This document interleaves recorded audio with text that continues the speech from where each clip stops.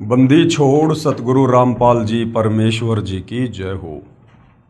परम पिता परमात्मा सारी सृष्टि के रचनहार कुल मालिक असंख्य ब्रह्मांडों के स्वामी जगत गुरु तीनों लोकों में प्रवेश करके सबका धारण पोषण करने वाले राजाधीराज आत्माधार नाथों के नाथ देवों के देव महादेव सर्वेश्वर महेश्वर मृत्युंजय अजरो अमर आदि अनादि सनातनी प्रभु जगत पिता जगदीश्वर श्री श्री 1008 की उपाधि के वास्तविक अधिकारी अकाल मूर्त शब्द स्वरूपी राम वासुदेव सर्वगतम ब्रह्म परम पूज्य प्रथम पूज्य परम संत परम पुरुष परम धनी परम दयालु सत्य कबीर हक्का कबीर अल्लाहु कबीर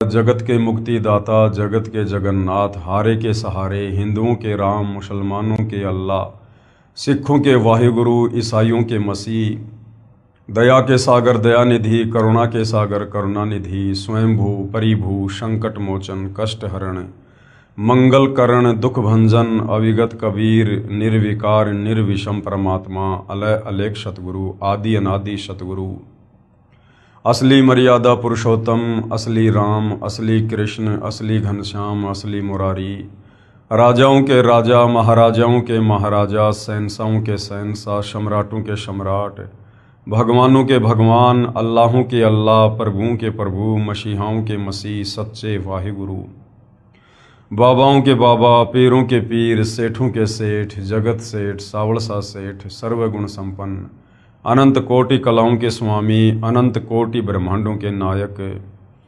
योगियों में महायोगी ध्यानियों में महाध्यानी सिद्धों में परम सिद्ध ज्ञानियों में तत्वज्ञानी ब्रह्मज्ञानी महाज्ञानी परम ज्ञानी विज्ञानी युवा कबीर समर्थ कबीर असमवात अमित ओजा सच्चे रहनुमा करीम अल्लाह सुभान अल्लाह दुनिया के अंतिम पैगंबर 8 सितंबर 1951 से गांव धनाना जिला सोनीपत हरियाणा भारतवर्ष की पावन भूमि पे प्रकट रियल कल की भगवान श्री नारायण साकार हरि श्री बाबा साहेब नूर अनंत परमात्मा सच्चे दरवेश सच्चे बाखबर संत श्रोमणी सतगुरु रामपाल जी परमेश्वर जी के चरण कमल में आप और हम सभी भाई बहनों का अनंत कोटि दंडवत प्रणाम। सत्साई भाई और बहनों, बहुत बड़ी दया बहुत बड़ी मेहर पूज्य गुरुदेव भगवान की परमेश्वर रामपाल जी की जिनके शुभ आशीर्वाद से विशेष आशीर्वाद से पूरे विश्व के मानव समाज को पवित्र आध्यात्मिक पुस्तक ज्ञान गंगा के ऊपर वीडियो देखकर अध्यात्म को समझने का एक सुअवसर प्राप्त हो रहा है। ये पवित्र पुस्तक ज्ञान गंगा जिसे परम पूज्य सतगुरु रामपाल जी ने अपने कर कमलों द्वारा लिखा है, जो सर्व धर्मों के पवित्र धर्मशास्त्रों से प्रमाणित है। भाइयों और बहनों, इस पुस्तक को पढ़ने के बाद ही या फिर सतगुरु रामपाल जी के सत्संग सुनने के बाद ही असल में आपको इस बात का पता चल सकता है कि जिस परमपिता परमेश्वर की प्राप्ति के लिए ये आत्मा सदियों से युगों से भटक रही है, कभी मंदिरों में मस्जिदों में चर्चों में गुरुद्वारों में तीर्थों पर धामों पर जंगल में गुफाओं में, लेकिन आज तक हमें ये भी कोई नहीं बता पाया कि वो परमात्मा कौन है, उसका नाम क्या है, वो स्त्री रूप में है या पुरुष रूप में है, वो साकार है या निराकार है, वो मिले तो कैसे मिले, मिलता नहीं तो क्यों नहीं मिलता, उसकी जानकारी कहाँ है। आज तक किसी भी धर्म का कोई भी धर्म गुरु इस सवाल का जवाब भगत समाज को परमात्मा प्रेमी आत्माओं को नहीं दे पाया। कारण क्या था? तत्व ज्ञानहीनता। क्योंकि तत्व ज्ञान के बिना सृष्टि रचना को अच्छे से समझे और जाने बिना हम अध्यात्म को समझ ही नहीं सकते। हम भक्ति मार्ग की ABCD तक भी नहीं पहुंच सकते जब तक हमें सृष्टि रचना का ज्ञान नहीं होगा। तो भाई और बहनों, सृष्टि रचना के ऊपर इस पवित्र पुस्तक ज्ञान गंगा पर जो वीडियो बन रहे हैं उनमें काफ़ी वीडियो बन चुके हैं। अब आप जी सृष्टि रचना पर बन चुके वीडियो देखकर भली भांति समझ सकते हैं कि सृष्टि का विस्तार कैसे हुआ।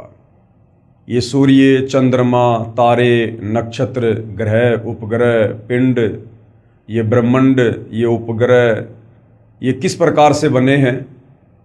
ये पृथ्वी किसी अन्य चीज़ पर टिकी हुई है या फिर परमेश्वर की वचन शक्ति से ये आकाश में स्थिर है।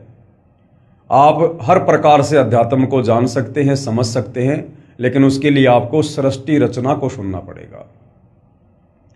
और सृष्टि रचना आपको मिलेगी या तो सतगुरु रामपाल जी के द्वारा लिखित पवित्र पुस्तकों में या फिर सतगुरु रामपाल जी के द्वारा किए गए प्रवचनों में।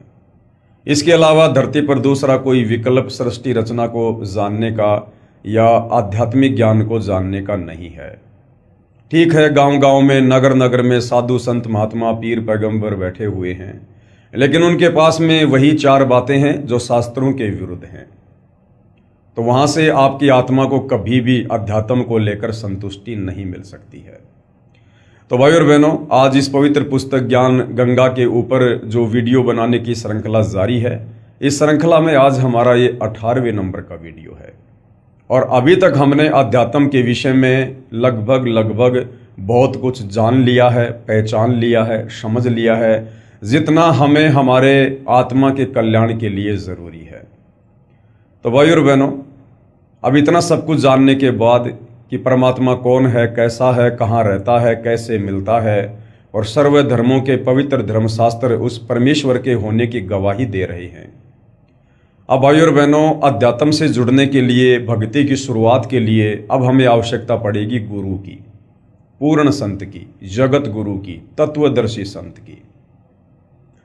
क्योंकि गीता अध्याय 4 श्लोक नंबर 34 में गीता का ज्ञान देने वाला प्रभु, ब्रह्मा विष्णु महेश का पिता, दुर्गा का पति, जिसे ब्रह्म कहते हैं, काल भी कहते हैं, ये स्वयं कह रहा है कि अर्जुन, तू किसी तत्वदर्शी महात्मा की शरण में जा, उनकी खोज कर, उनको सर्वप्रथम दंडवत प्रणाम कर, उसके बाद आधीनी से उनके साथ पेश आ और सरलता पूर्वक कपट छोड़कर सवाल करने से वो तत्वज्ञानी महात्मा तुझे तत्व ज्ञान का उपदेश करेंगे, अर्थात तुझे भक्ति मार्ग पर लगाएंगे, तेरे से भक्ति की शुरुआत करवाएंगे। तत्वदर्शी संत के अलावा यथार्थ शास्त्र अनुकूल भक्ति की शुरुआत नहीं होती है।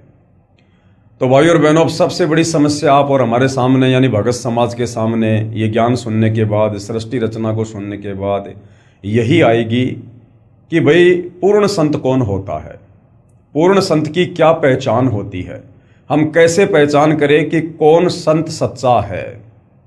क्योंकि नगर नगर में, गांव गांव में आपको लाखों हजारों की संख्या में वर्तमान में साधु संत महात्मा बैठकर उपदेश करते हुए मिल जाएंगे।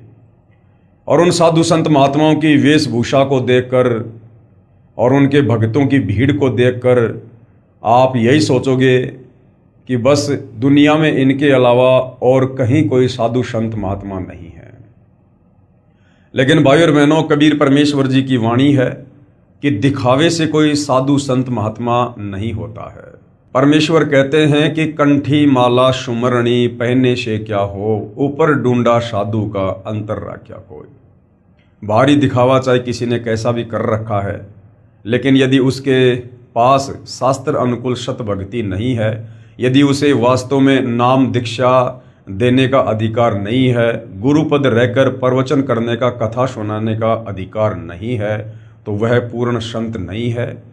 यदि आप उसकी मीठी मीठी बातें सुनकर, चाहे वो कितनी बढ़िया संस्कृत बोले, कितनी ही धारा प्रवाह कथा कहे, यदि आप उसकी इस प्रकार की जो बाह्य आडंबर हैं, यदि आप उनको देखकर उन्हें पूर्ण संत मानकर उपदेश ले लेते हो और उनके द्वारा दिए गए शास्त्र विरुद्ध मनमुखी नामों का जाप करते हो, तो आप लक 84 योनि में जाकर गधे कुत्ते सुअर बनने से, नरक में जाकर असहनीय पीड़ा भोगने से और जन्म और मरण के चक्कर से बाहर नहीं निकल सकते हो।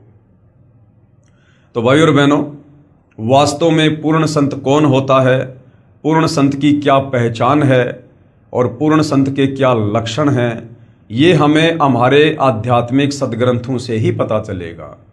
क्योंकि हमारे धर्म ग्रंथ भक्ति मार्ग का मूल हैं। ये भक्ति का संविधान है। जिस प्रकार कानून की किताब जो होती है, भारत का जो संविधान है, वो विधान है। किस पर क्या धारा लगेगी, किस धारा में क्या सजा का प्रावधान है, ये कानून की किताब से ही पता चलेगा, संविधान से ही पता चलेगा। इसी प्रकार भक्ति मार्ग में पूर्ण संत कौन है, क्या उनके लक्षण है, कहाँ उनकी पहचान है, ये हमें भक्ति मार्ग के संविधान हमारे पवित्र सदग्रंथों से ही पता चलेगा। तो भाइयों और बहनों, आज हम सर्व धर्मों के पवित्र सदग्रंथों से ये निष्कर्ष निकालेंगे कि वास्तव में पूर्ण संत की क्या पहचान है और वर्तमान में धरती पर पूर्ण संत कौन है, कहाँ है और कैसे हमें उनकी शरण प्राप्त हो सकती है। ये पवित्र पुस्तक ज्ञान गंगा है, पेज नंबर 122 है। पूर्ण संत की पहचान, पवित्र सदग्रंथों से पूर्ण संत की पहचान। वेदों, गीता जी आदि पवित्र सदग्रंथों में प्रमाण मिलता है कि जब जब धर्म की हानि होती है, अब धर्म की हानि क्यों होती है?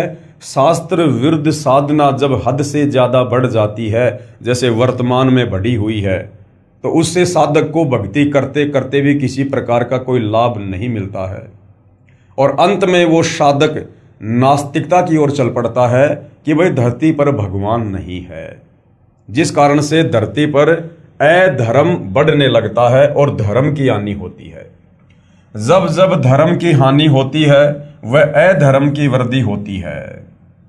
अब भक्ति से कुछ लाभ होते नहीं, बेचारा थक जाता है, कावड़ ला ला के, पैदल यात्रा कर करके, मंदिरों में जल चढ़ा चढ़ा के, दूध चढ़ा चढ़ा के, मंदिर मस्जिद चर्च गुरुद्वारों में प्रार्थना कर करके अंत में वो गलत रास्ता अपना लेता है कि कुछ नहीं रखा भक्ति में, कहीं भगवान नहीं है।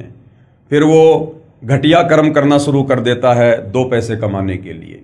फिर चोरी, जारी, काला बाजारी, मिलावट, रिश्वत लेना, भ्रष्टाचार, इस प्रकार के घटिया कर्म करना शुरू कर देता है, क्योंकि शास्त्र विरुद्ध साधना करने के चलते उसे भगवान की भक्ति से कोई लाभ होता नहीं है और वो व्यक्ति फिर अंत में कुमार्ग पर निकल पड़ता है।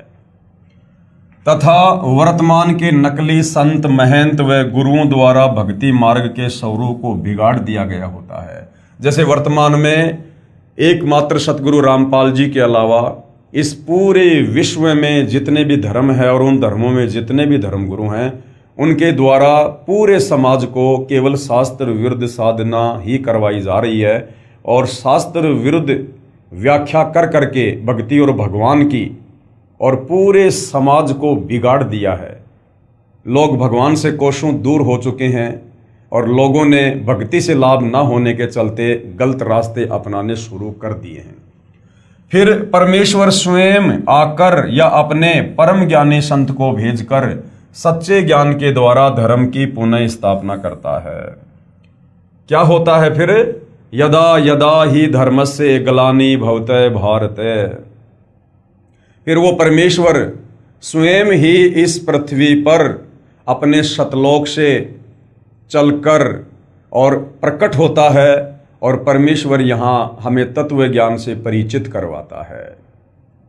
भाइयों और बहनों, इस कबीर परमेश्वर जी के अलावा इस धरती पर कोई भी हमें शास्त्र अनुकूल साधना देने में सक्षम नहीं है, क्योंकि चाहे कितना ही बड़ा कोई मंडलेश्वर हो, आचार्य हो, शंकराचार्य हो, पोप या पादरी हो, चाहे ब्रह्मा विष्णु महेश ही क्यों ना है, उस कबीर परमेश्वर की तुलना में हम सब ऊंट के मुंह में जीरे के बराबर भी नहीं हैं, क्योंकि हम सब उस कबीर परमेश्वर के वचन से उत्पन्न हैं, हम उनके बच्चे हैं और इस काल के साथ 21 ब्रह्मांड में आकर हम यहाँ अपना कर्म भोग रहे हैं। और जैसे हमारे कर्म होते हैं, जैसी हमारी भक्ति होती है, उस आधार से ये काल, ये ब्रह्म हमें यहाँ पर पोस्ट प्रदान कर देता है। एक जीव को ये गधा बना के छोड़ देता है, एक जीव को मच्छर बना देता है, तो किसी को ब्रह्मा विष्णु महेश और देवों की पदवी प्रदान कर देता है। और कर्म आधार से फिर वो चींटी भी कभी ब्रह्मा विष्णु महेश की पोस्ट पर बैठती है और कर्म आधार से कभी वो ब्रह्मा विष्णु महेश भी उस पोस्ट को छोड़कर फिर चींटी की योनि में जाते हैं। तो भाइयों और बहनों, कबीर परमेश्वर के अलावा हमें सृष्टि रचना के विषय में और शत आध्यात्मिक ज्ञान के विषय में यहाँ कोई भी बताने में सक्षम नहीं है, समर्थ नहीं है। तो क्या होता है, फिर परमेश्वर स्वयं आकर, वो स्वयं ही आते हैं। यहाँ पर आगे लेखक के द्वारा लिखा है कि अपने परम ज्ञानी संत को भेजकर सच्चे ज्ञान के द्वारा धर्म की पुनः स्थापना करता है। भाइयों और बहनों, जब आप इस ज्ञान में आगे बढ़ोगे सतगुरु रामपाल जी से उपदेश प्राप्त करके, तो आपको भक्ति मार्ग के विषय में बहुत कुछ जानने और समझने को मिलेगा। कबीर परमात्मा सतलोक से चलकर इस बिगड़े हुए इस भक्ति के स्वरूप को पुनः स्थापित करने के लिए, सुधारने के लिए, हमें शास्त्र अनुकूल साधना देने के लिए स्वयं ही धरती पर प्रकट होते हैं, अपने तेज पुंज वाले शरीर को हल्का करके, और एक मनुष्य की भांति, एक मनुष्य के बच्चे के रूप में यहाँ पर परमेश्वर प्रकट होकर लीला करते हैं। या जब चाहे किसी साधु संत महात्मा या जिंदा बाबा के रूप में प्रकट होकर भी परमेश्वर कुछ समय के लिए यहाँ पर अपना ज्ञान प्रचार करते हैं। सतलोक से परमात्मा किसी परम ज्ञानी संत को या किसी आत्मा को इस काल के 21 ब्रह्मांड में तत्व ज्ञान प्रचार के लिए नहीं भेजते हैं। यहाँ पर पुस्तक के लेखक के द्वारा ये कहना कि परमात्मा अपने किसी परम ज्ञानी संत को सतलोक से भेजकर पुनः भक्ति के बिगड़े हुए स्वरूप को स्थापित करवाता है।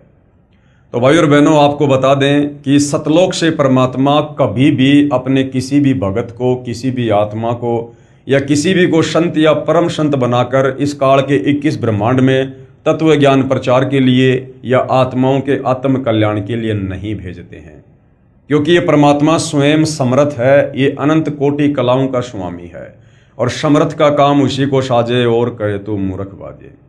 यदि आपने सृष्टि रचना को अच्छे से पढ़ा है तो आपको पता होगा कि कबीर परमात्मा ने जब सतलोक में सृष्टि की रचना करनी चाहिए, उससे पहले अपने 12वें नंबर के पुत्र अचिंत से कहा कि बेटा, मैं तुझे शब्द शक्ति प्रदान करता हूं, आप सतलोक में रचना करो। लेकिन अचिंत सतलोक में रचना करने में सक्षम नहीं हो पाया।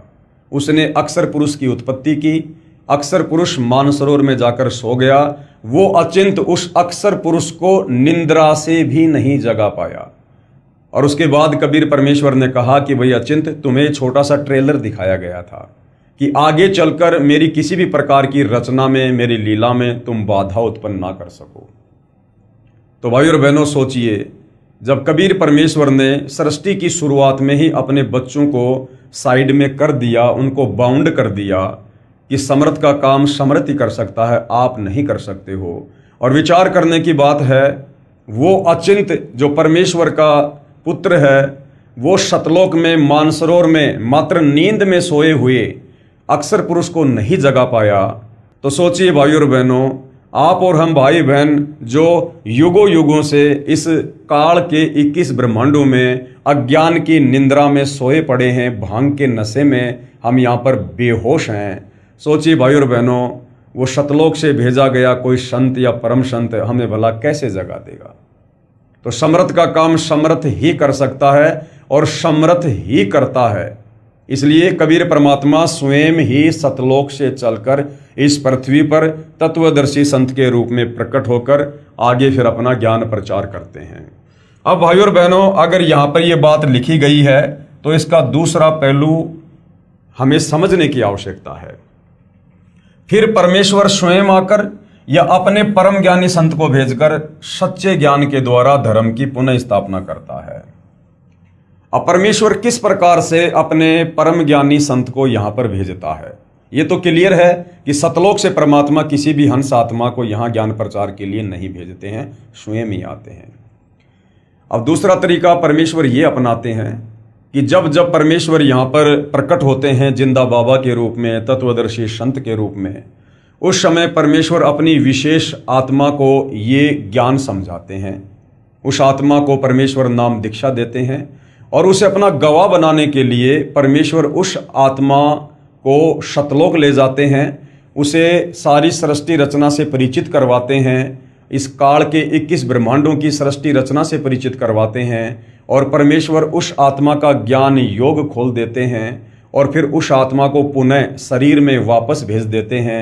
फिर वो आत्मा आगे परमेश्वर की महिमा को आंखों देखकर आगे बयान करती है, उस तत्व ज्ञान का प्रचार करती है। तो इस प्रकार से भी परमेश्वर यहाँ पर अपना ज्ञान प्रचार करवाते हैं।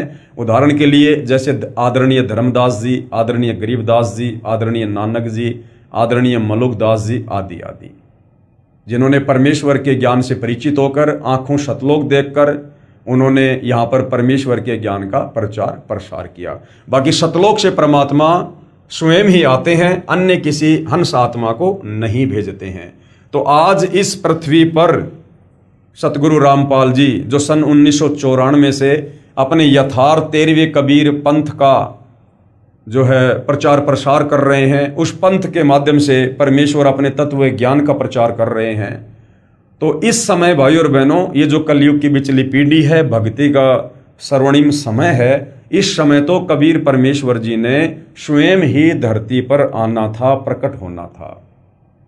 हम आगे इसी पवित्र पुस्तक में पढ़ेंगे कि 650 साल पहले कबीर परमेश्वर जी ने आदरणीय धर्मदास जी को कह दिया था, कबीर सागर में लिखवा दिया था कि धर्मदास 12वें पंथ में हम ही चल आवें, सब पंथों को मिटाकर एक पंथ चलावें। कि धर्मदास जब 12वां कबीर पंथ चलेगा और 12वें कबीर पंथ का जो प्रवर्तक होगा वो गरीबदास होगा, और उस पंथ में फिर आगे चलकर मैं स्वयं ही आऊँगा और एक नए पंथ की शुरुआत करके फिर सभी आत्माओं को तत्व ज्ञान देकर, सृष्टि रचना समझाकर, भक्ति मार्ग बताकर और उन्हें सतलोक लेकर जाऊंगा। तो आज धरती पर स्वयं कबीर परमात्मा सतगुरु रामपाल जी के नाम से प्रकट हैं। फिर परमेश्वर स्वयं आकर या अपने परम ज्ञानी संत को भेजकर सच्चे ज्ञान के द्वारा धर्म की पुनः स्थापना करता है। वह भक्ति मार्ग को शास्त्रों के अनुसार समझाता है। जो परम संत होता है, पूर्ण संत होता है, उसकी क्या पहचान है कि वो भक्ति मार्ग को शास्त्रों को आधार बनाकर समझाता है। अन्य धर्म गुरुओं की तरह मनमुखी रूप से प्रवचन नहीं करता है। परम संत का जो भी सत्संग होगा, जो भी उपदेश होगा, जो भी नियम और मर्यादा होगी, जो भी उनके मंत्र होंगे, जो भी धर्म कर्म होंगे, वो शास्त्रों के अनुसार होंगे, वो शास्त्रों से प्रमाणित होंगे। वह भक्ति मार्ग को शास्त्रों के अनुसार समझाता है। उसकी पहचान होती है कि वर्तमान के धर्म गुरु उसके विरोध में खड़े होकर राजा व प्रजा को गुमराह करके उसके ऊपर अत्याचार करवाते हैं। कबीर साहिब जी अपनी वाणी में कहते हैं कि जो मम संत सत शब्द दृढ़ावे, वाके संग सब राड बढ़ावे, या सब संत महंतन की करनी, धर्मदास में तो से वर्णी। कबीर परमात्मा जी ने 650 साल पहले कह दिया था, कबीर सागर में लिखवा दिया था कि धर्मदास जो सच्चा संत होगा, जो पूर्ण संत होगा, उसकी एक पहचान ये है कि जब वो इस काल के लोक में आकर सृष्टि रचना बताएगा। अब सृष्टि रचना में इस काल का, दुर्गा का सारा पाखंड उजागर करना होता है, और ये बात इस काल को रास नहीं आती है, जिस कारण से सृष्टि रचना बताने वाले उस परम संत के विरुद्ध वो अपने नकली साधु संतों को प्रेरित करके उसके विरुद्ध खड़ा कर देता है, उसके खिलाफ खड़ा कर देता है। जिस प्रकार वर्तमान में सतगुरु रामपाल जी सृष्टि रचना बता रहे हैं, सत्य आध्यात्मिक ज्ञान का प्रचार कर रहे हैं, आत्माओं को काल के बंधन से छुड़वाने वाली भक्ति दे रहे हैं, जो काल को रास नहीं आ रहा है। और किस प्रकार से सन 1994 से इस भक्ति मार्ग की प्रचार प्रसार में सतगुरु रामपाल जी को अकल्पनीय संघर्षों का सामना करना पड़ रहा है। सन 2006 में क्रोथा कांड हुआ, 21 महीने निर्दोष होते हुए जेल में रहे। उसके बाद 2014 में बरवाला कांड हुआ, निर्दोष होने के बावजूद भी 11 साल जेल में रहे, और भी कई प्रकार के जो है अत्याचारों का और संघर्षों का सामना उनको करना पड़ा। तो ये भी एक परम संत की पहचान होती है कि काल इस सत भक्ति मार्ग में, जो कि शास्त्रों पर आधारित होता है, इस सत भक्ति मार्ग को इतनी आसानी से आगे नहीं बढ़ने देता है। परंतु काल अपने इस षड्यंत्र में सफल नहीं हो पाता है, क्योंकि उस तत्वदर्शी संत के रूप में, उस पूर्ण संत के रूप में स्वयं कबीर परमात्मा ही होते हैं, जिनके अलावा दूसरा कोई समर्थ, कोई सर्वशक्तिमान इस सृष्टि में नहीं है। जो मम संत सत शब्द दृढ़ावे, वाके संग सब राड बढ़ावे, या सब संत महंतन की करणी, धर्मदास में तो से वर्णी।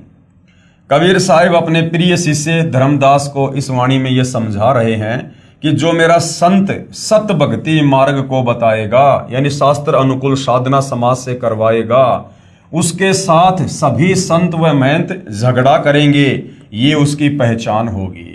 तो वर्तमान में भाइयों और बहनों, आप जी भली भांति पूर्ण संत की पहचान करते हुए सतगुरु रामपाल जी के इस लीला में जीवन को देख सकते हैं, समझ सकते हैं। दूसरी क्या पहचान होगी?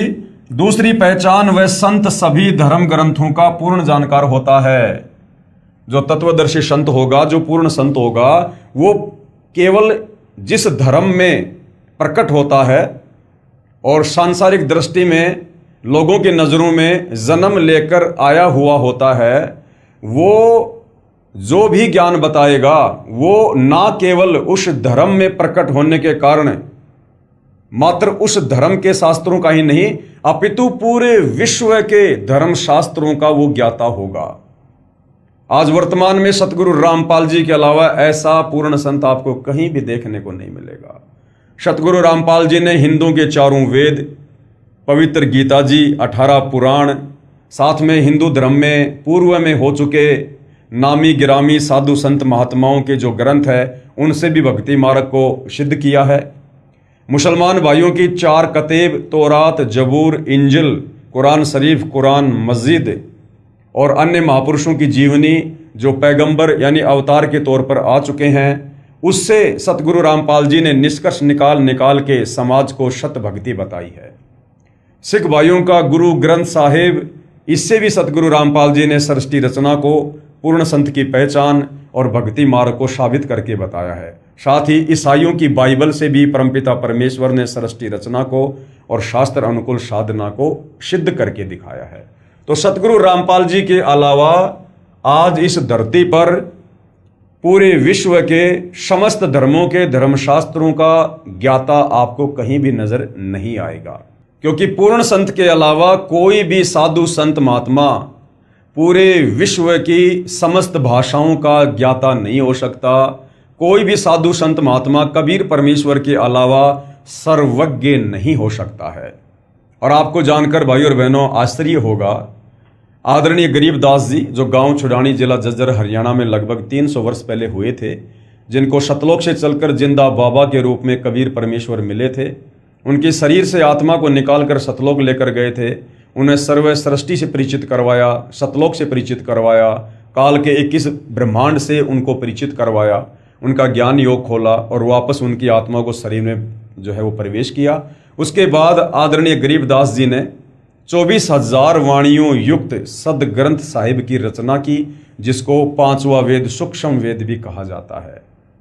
और इस 5वें वेद सूक्ष्म वेद की सबसे बड़ी खासियत यह है कि इसमें विश्व के सभी देशों की भाषाओं के शब्दों का समावेश है।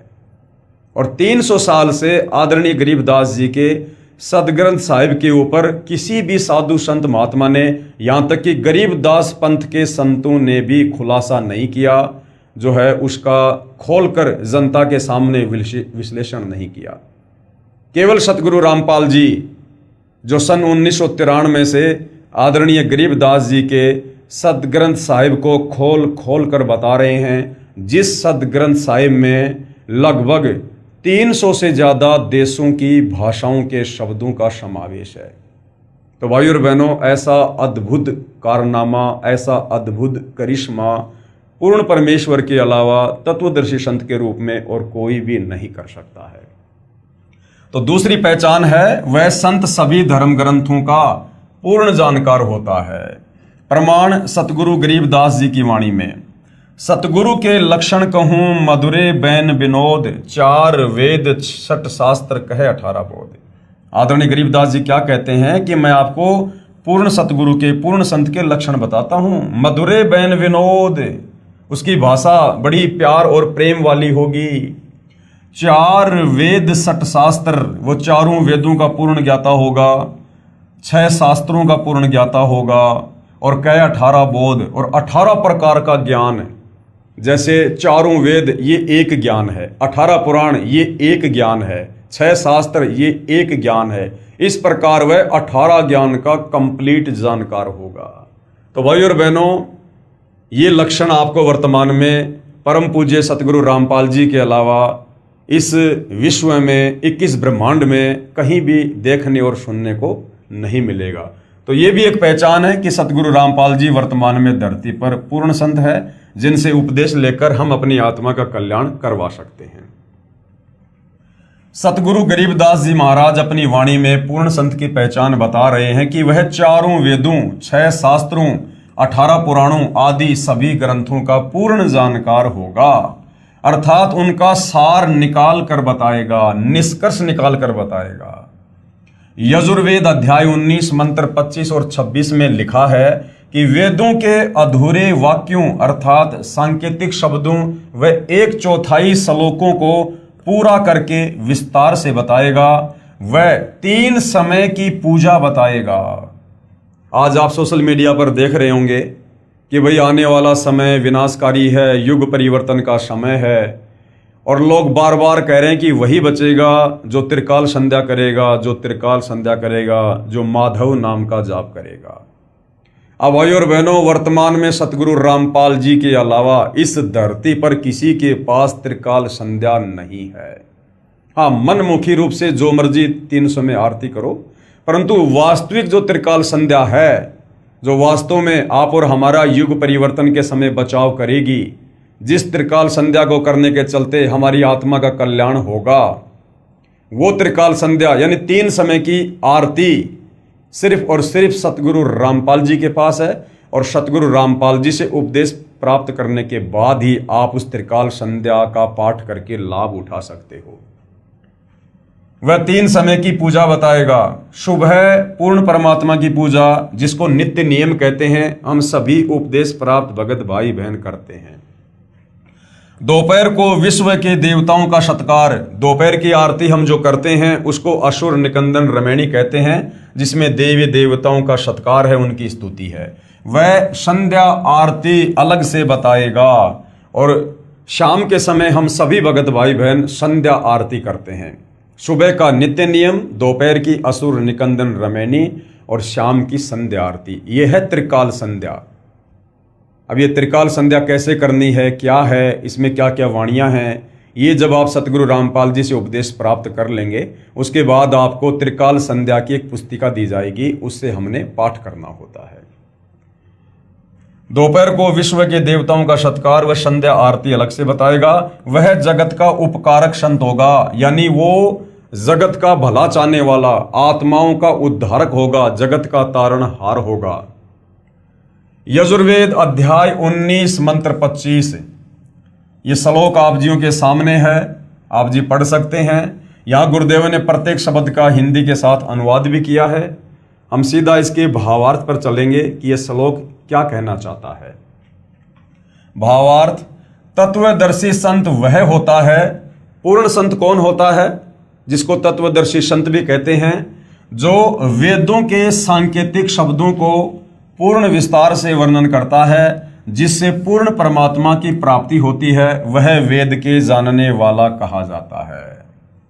भाई और बहनों, आज से पहले जिन लोगों ने जो कहा करते थे हम संस्कृत के प्रकांड विद्वान हैं, जिन लोगों ने 18 पुराणों का संस्कृत से हिंदी में अनुवाद किया है, पवित्र गीता जी का संस्कृत से हिंदी में अनुवाद किया है, और चारों वेदों का संस्कृत से हिंदी में अनुवाद किया है, जिनमें महर्षि दयानंद भी एक संत हुए हैं। लेकिन भाई और बहनों, अब सतगुरु रामपाल जी ने जो इन समस्त धर्म ग्रंथों का, चारों वेदों का, गीता जी का, पुराणों का, बाइबल का, कुरान का, इनका जो यथार्थ अनुवाद करके भगत समाज को निष्कर्ष निकाल के दिया है, अब इससे साबित होता है कि चाहे महर्षि दयानंद जी हो या चाहे अन्य कोई अनुवादक हो, किसी ने भी इन धर्म शास्त्रों का यथार्थ अनुवाद नहीं किया है, क्योंकि उनको तत्व ज्ञान नहीं था। और तत्व ज्ञान के बिना आप किसी भी सदग्रंथ को समझ ही नहीं सकते, अनुवाद करना तो बहुत दूर की बात है। दूसरा भाइयों और बहनों, ये चारों वेद, ये पूर्ण ब्रह्म कबीर परमेश्वर ने इस ब्रह्म को, काल को दिए थे। तो भाइयों और बहनों, इस पूर्ण ब्रह्म की इस कृति को, लेख को, वो पूर्ण ब्रह्म स्वयं ही आकर यहाँ पर प्रकट होकर तत्वदर्शी संत के रूप में सही सही बताता है, व्याख्या करता है। दूसरा कोई भी इन धर्मशास्त्रों की यथार्थ व्याख्या करने में सक्षम नहीं है। उसके बाद यजुर्वेद अध्याय 19 मंत्र 26, ये श्लोक आप जियों के सामने है, पढ़ सकते हैं। यहाँ गुरुदेव ने अनुवाद में प्रत्येक शब्द का हिंदी में अनुवाद भी किया है। ये श्लोक हमें क्या समझाना चाहता है? भावार्थ, जिस पूर्ण संत के विषय में मंत्र 25 में कहा है, वह दिन में 3 बार, प्रातः यानी सुबह, दिन के मध्य यानी दोपहर को, और शाम को साधना करने को कहता है। सुबह तो पूर्ण परमात्मा की पूजा, दोपहर को सर्व देवताओं का सत्कार के लिए, तथा शाम को संध्या आरती आदि को अमृतवाणी के द्वारा करने को कहता है। वह सर्व संसार का उपकार करने वाला होता है। और ये त्रिकाल संध्या वर्तमान में सतगुरु रामपाल जी के अलावा अपने भक्तों को कोई भी संत करने का आदेश नहीं देता है, क्योंकि उनके पास ये त्रिकाल संध्या है ही नहीं, वो केवल नाम जानते हैं। उसके बाद भाइयों और बहनों, यजुर्वेद अध्याय 19 मंत्र 30, ये संस्कृत में श्लोक आप जियों के सामने है, पढ़ सकते हैं। प्रत्येक शब्द का हिंदी में अनुवाद गुरुदेव ने किया है। हम सीधा इसके भावार्थ पर चलते हैं कि पूर्ण संत के विषय में ये श्लोक हमें क्या समझा रहा है। भावार्थ, पूर्ण संत उसी व्यक्ति को शिष्य बनाता है जो सदाचारी रहे, अभक्ष्य पदार्थों का सेवन व नशीली वस्तुओं का सेवन न करने का आश्वासन देता है। पूर्ण संत उसी से दान ग्रहण करता है जो उसका शिष्य बन जाता है, फिर गुरुदेव से दीक्षा प्राप्त करके फिर दान दक्षिणा करता है, उससे श्रद्धा बढ़ती है, श्रद्धा से सत भक्ति करने से अविनाशी परमात्मा की प्राप्ति होती है, अर्थात पूर्ण मोक्ष होता है। पूर्ण संत भिक्षा व चंदा मांगता नहीं फिरेगा। क्या कहा गया है कि जो पूर्ण संत होता है, तत्वदर्शी संत होता है, जिसका मकसद आत्माओं का कल्याण करना होता है, वो केवल उन्हीं लोगों को दीक्षा देता है, उन्हीं को अपना शिष्य बनाता है जो किसी भी प्रकार से मांस ना खाने की प्रतिज्ञा करता है, किसी भी प्रकार का नशा ना करने की प्रतिज्ञा करता है, नेक नीति और सदाचारी जीवन जीने की जो प्रतिज्ञा करता है, अर्थात जो भक्ति के नियम तत्वदर्शी संत बताता है, यदि कोई उन तमाम नियमों को फॉलो करने के लिए संकल्प करता है, यश करता है, तो ही तत्वदर्शी संत यानी पूर्ण संत उसे अपना शिष्य बनाएगा। वो किसी पैसे या धन के लालच में या अपने भक्तों की भीड़ दिखाने की होड़ में जो है किसी को उपदेश नहीं देता है। तो ये लक्षण भी भाई और बहनों वर्तमान में जगत गुरु तत्वदर्शी सतगुरु रामपाल जी में ही देखने को मिलेगा। बाकी तो केवल अपने शिष्यों की भीड़ इकट्ठा कर रहे हैं अपने धार्मिक धंधे के लिए, 4 पैसे कमाने के लिए। कबीर गुरु बिन माला फेरते और गुरु बिन देते दान, गुरु बिन दोनों निष्फल है, भाई पूछो वेद पुराण। तीसरी पहचान क्या बताई है पूर्ण संत की, तत्वदर्शी संत की? 3 प्रकार के मंत्रों यानी नाम को 3 बार में उपदेश करेगा। अब भाई और बहनों, इस पृथ्वी पर वर्तमान में सतगुरु रामपाल जी के अलावा 3 बार में नाम दीक्षा और 3 बार अलग अलग मंत्र इस पृथ्वी पर सतगुरु रामपाल जी के अलावा अन्य कोई भी साधु संत महात्मा उपदेश रूप में नहीं देता है। और यदि देता है तो उसके वो नाम जाप मंत्र शास्त्रों से मेल नहीं खाते हैं, जिस कारण से उन्हें पूर्ण संत की संज्ञा में नहीं लिया जा सकता है। अब सतगुरु रामपाल जी जो 3 बार में दीक्षा दे रहे हैं और 3 बार में जो अलग अलग नाम उपदेश कर रहे हैं, वो हमारी गीता जी भी प्रमाणित कर रही है और कबीर सागर भी प्रमाणित कर रहा है और आदरणीय गरीबदास जी का सूक्ष्म वेद भी प्रमाणित कर रहा है। क्योंकि पहले ही बता दिया जा चुका है पूर्ण संत की दूसरी पहचान में कि वो जो भी धर्म कर्म अपने शिष्यों से करवाएगा वो शास्त्रों से प्रमाणित होगा। तो सतगुरु रामपाल जी जो भी नाम उपदेश देते हैं सुमरण करने के लिए, वो शास्त्रों से प्रमाणित है, जिसका प्रमाण अभी आपको आगे दिखाएंगे। तो तीसरी पहचान क्या है पूर्ण संत की?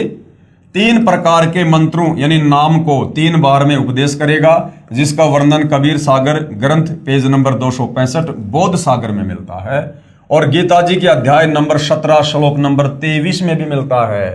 गीता अध्याय 17 श्लोक नंबर 23, ओम तत् सत इति निर्देशे ब्रह्मणे त्रिविध समर्थ।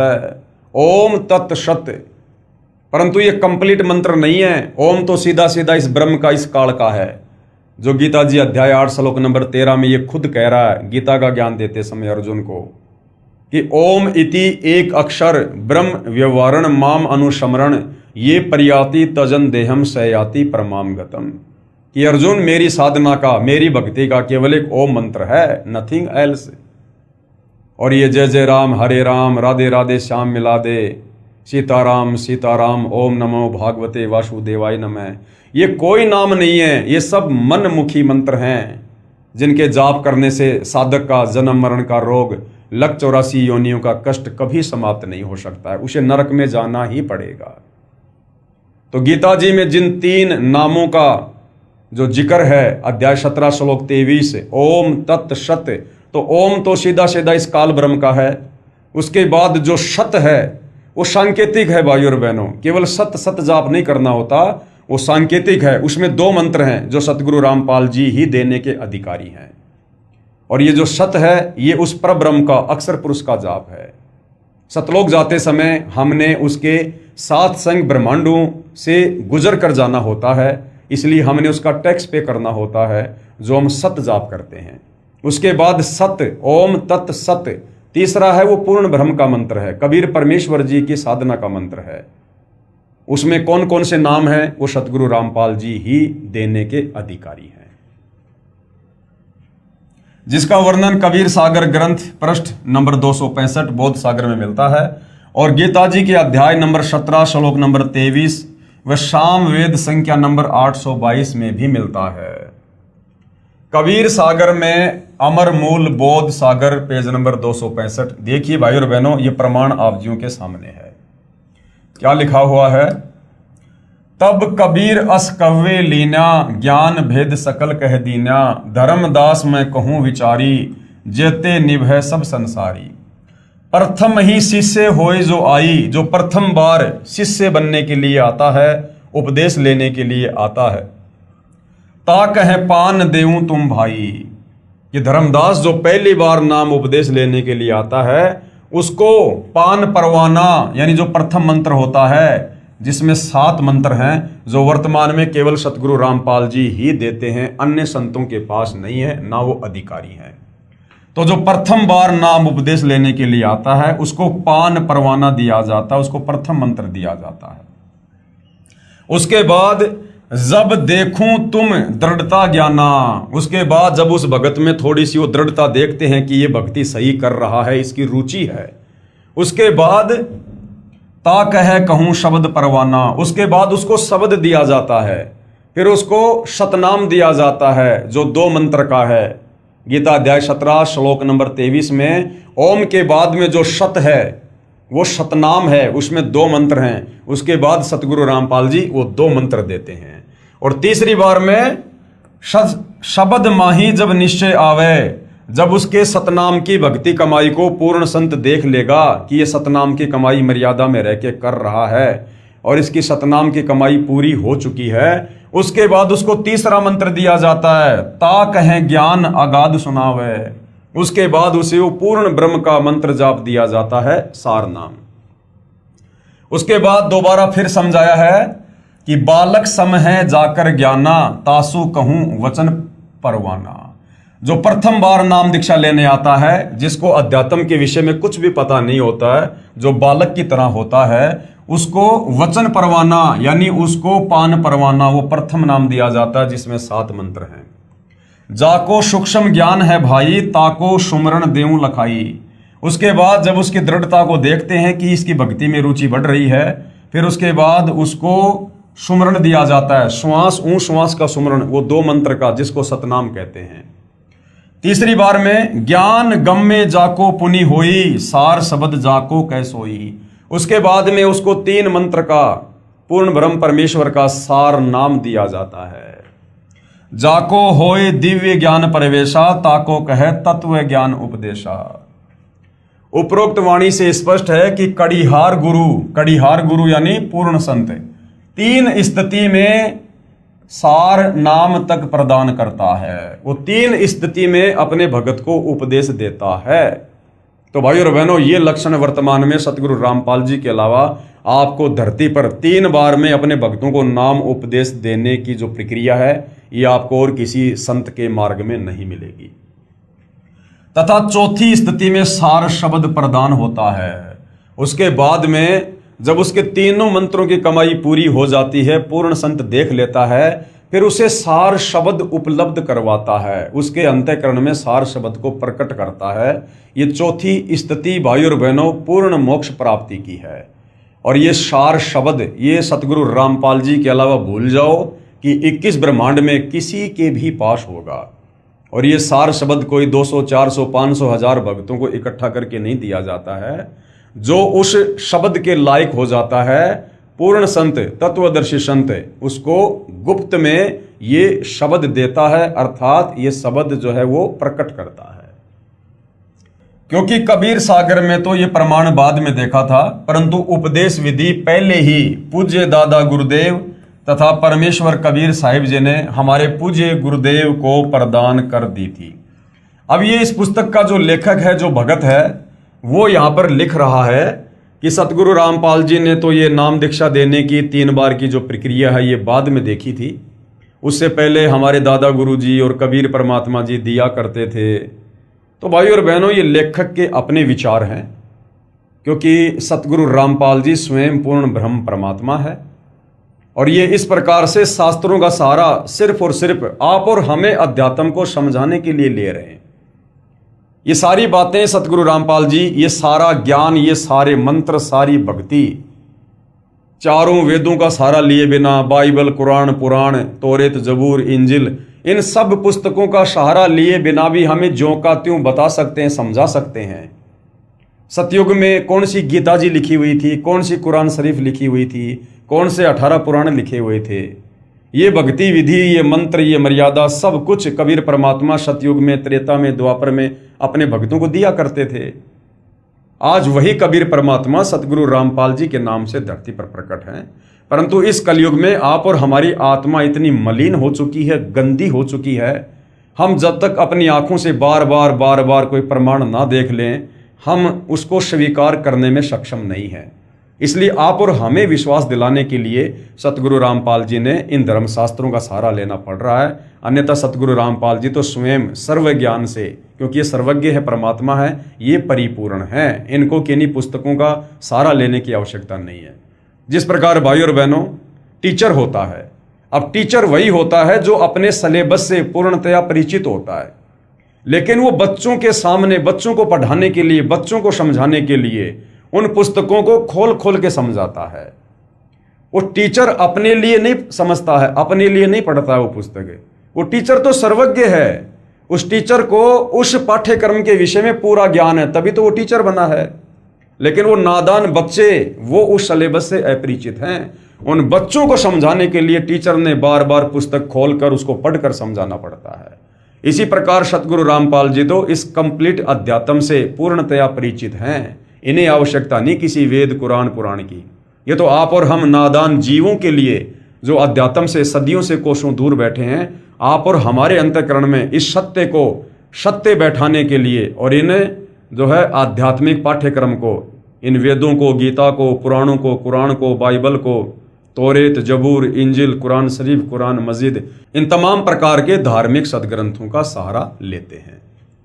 तो सतगुरु रामपाल जी को आवश्यकता नहीं है, जो हमारे को शुरू से ही 3 बार में नाम दान की दीक्षा करते आ रहे हैं। हमारे गुरुदेव सतगुरु रामपाल जी महाराज प्रथम बार में श्री गणेश जी, श्री ब्रह्मा शांतरी जी, श्री लक्ष्मी विष्णु जी, श्री शंकर पार्वती जी व माता शेरा वाली का नाम जाप देते हैं।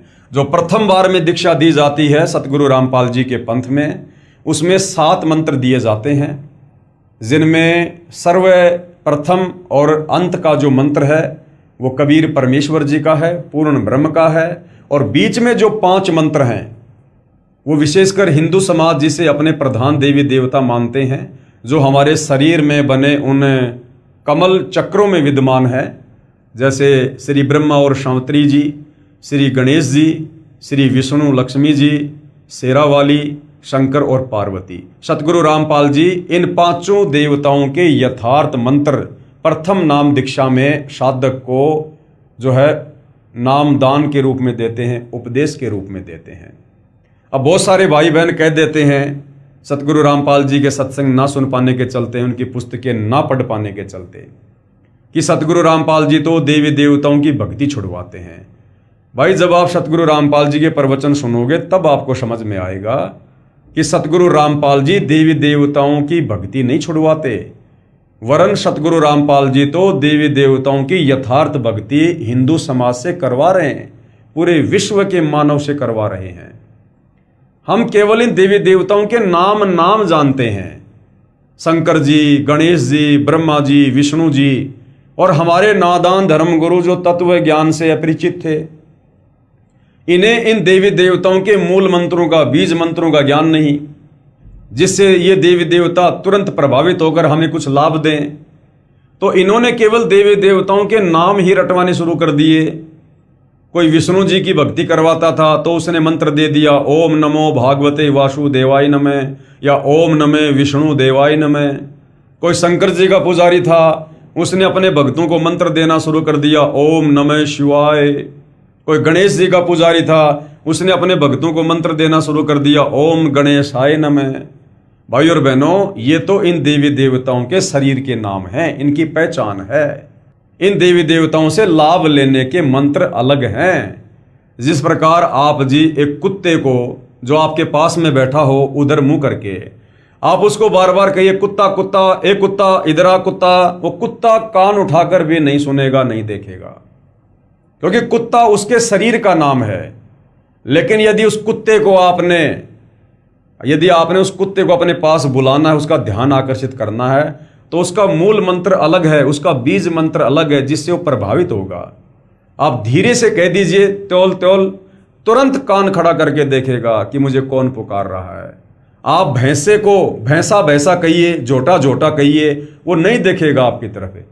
उसका एक मूल मंत्र है जिससे वो आकर्षित होता है, प्रभावित होता है। आप धीरे से बोल दो, उर्र रही, तुरंत आपकी तरफ वो आंख गाड़ के देखने लगेगा। इसी प्रकार ये जितने भी देवी देवता हैं जिनके मंत्र सतगुरु रामपाल जी प्रथम नाम दीक्षा में देते हैं, ये इन देवी देवताओं के मूल मंत्र हैं, इनके बीज मंत्र हैं। इन मंत्रों का पूर्ण संत से नाम उपदेश लेकर जाप करते ही ये तुरंत आकर्षित होकर ये आपको अपने स्तर का लाभ देना शुरू कर देंगे।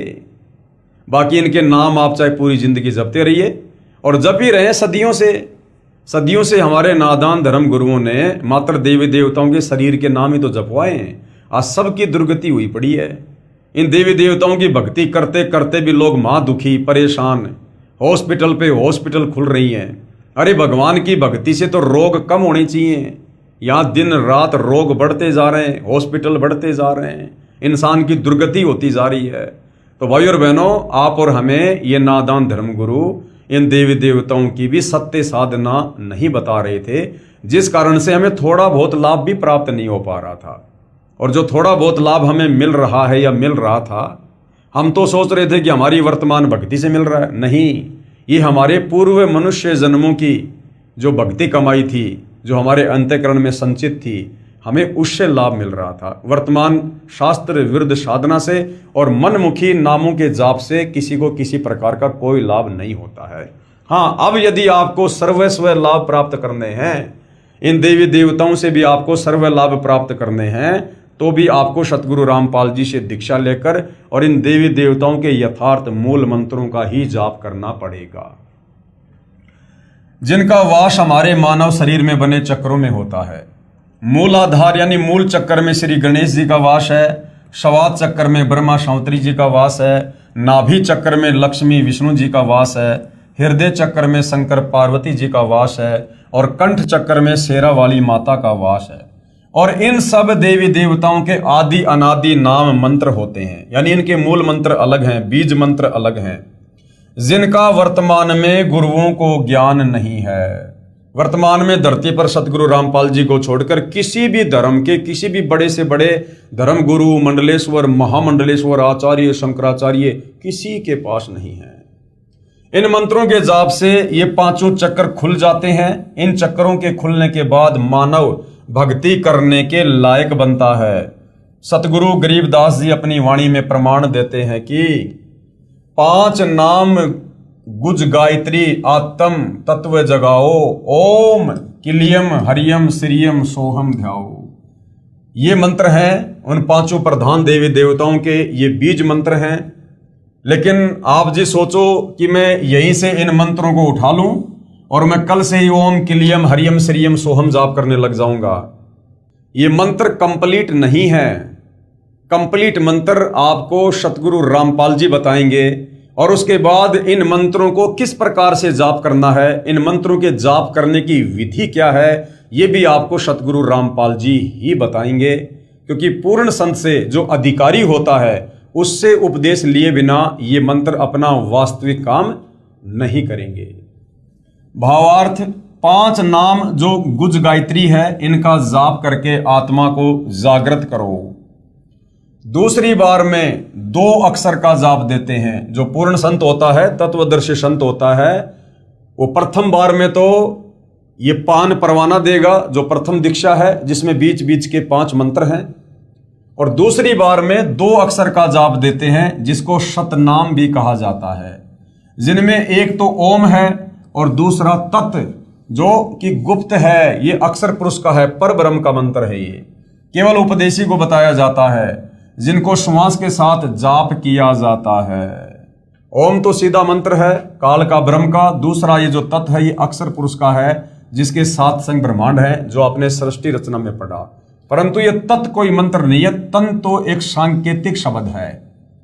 इस तत् के पीछे कौन सा मंत्र छुपा हुआ है जिसका जाप करने से ये कंप्लीट मंत्र बनेगा और हमें लाभ होगा, ये सतगुरु रामपाल जी ही अपने उपदेशी भगत को बताते हैं।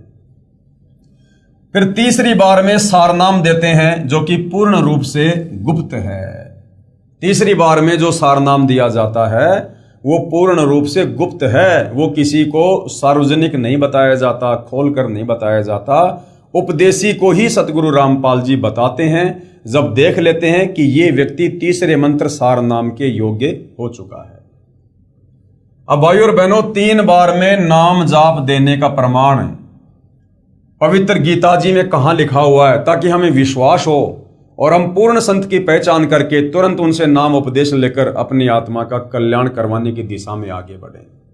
तो 3 बार में नाम जाप देने का जो पहला प्रमाण था वो आपने कबीर सागर में देख लिया। अब आपको पवित्र गीता जी में दिखाते हैं। अध्याय 17 श्लोक नंबर 23, ओम तत् सत, ये है वो 3 मंत्र भाइयों और बहनों। ये ओम तो सीधा सीधा इस 21 ब्रह्मांड के स्वामी काल का है।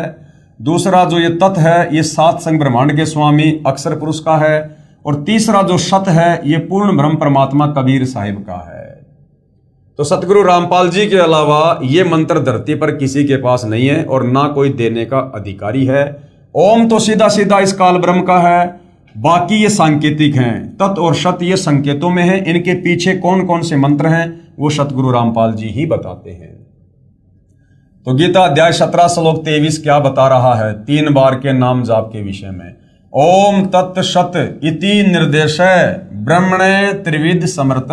ब्रह्मण यानी सच्चिदानंद घन ब्रह्म की भक्ति का, पूर्ण परमात्मा कबीर साहिब की भक्ति का जाप करने का वो 3 मंत्र कौन सा है। ब्राह्मणा 3 वेदा च यज्ञा च विहिता पुरा। अब अनुवाद गुरुदेव भगवान ने किया है। ओम ब्रह्म का और तत् ये सांकेतिक मंत्र ये पर ब्रह्म का अक्षर पुरुष का है। और सत ये पूर्ण ब्रह्म का यानी कबीर परमेश्वर का है। इति मानी ऐसे ये है। त्रिविध यानी 3 प्रकार के। ब्रह्मण यानी पूर्ण परमात्मा के नाम सुमरण का। निर्देश यानी संकेत, स्मृत यानी कहा है। और सृष्टि के आदि काल में विद्वानों ने बताया कि उसी पूर्ण परमात्मा ने वेद तथा यज्ञ आदि रचे। तो भाइयों और बहनों, इस मंत्र को प्राप्त किए बिना ओम तत् सत को आप काल के 21 ब्रह्मांड से मुक्त नहीं हो सकते हैं। और ये कंप्लीट मंत्र यहाँ तो केवल संकेत में है, कोड वर्ड में है। एक कंप्लीट मंत्र आप जी को सतगुरु रामपाल जी के पास ही मिलेगा, केवल पूर्ण संत के पास ही मिलेगा। ये पूर्ण संत की पहचान है कि वो 3 बार में दीक्षा देगा, और 3 बार के नाम का ये संकेत, ये प्रमाण आपको पवित्र गीता जी दे रही है, जो गीता जी चारों वेदों का सारांश है। तो किसी प्रकार की कोई शंका नहीं होनी चाहिए कि वास्तव में धरती पर पूर्ण संत सतगुरु रामपाल जी ही हैं, जिनसे उपदेश लेकर ही भक्ति सफल हो सकती है। बाकी बहुत सारे गुरु मिलेंगे आपको, ओम तत्सत ऐसा जाप मंत्र देने वाले। उनके शिष्य ओम तत्सत जाप करते रहते हैं, चाहे पूरी जिंदगी करते रहो, कोई बदलाव नहीं मिलेगा आपको उनके जीवन में, उनके क्रिया में, उनके स्वभाव में, उनके खान पान में, उनके विचारों में। क्योंकि ये मंत्र है ही नहीं, ये कंप्लीट नहीं है, ये तो संकेत है, ये तो कोड वर्ड में है।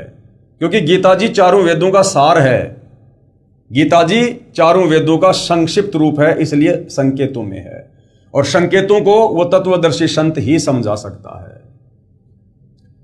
संख्या नंबर 822 सामवेद उतारचिक अध्याय 3 खंड नंबर 5 श्लोक नंबर 8 सतगुरु रामपाल जी द्वारा भाषा भाष्य।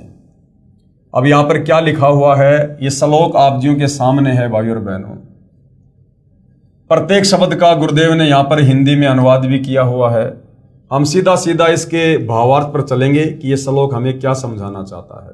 भावार्थ, इस मंत्र में स्पष्ट किया है कि पूर्ण परमात्मा कबीर अर्थात कबीर मानव शरीर में गुरु रूप में प्रकट होकर प्रभु प्रेमियों को 3 नाम का जाप देकर सत्य भक्ति कराता है।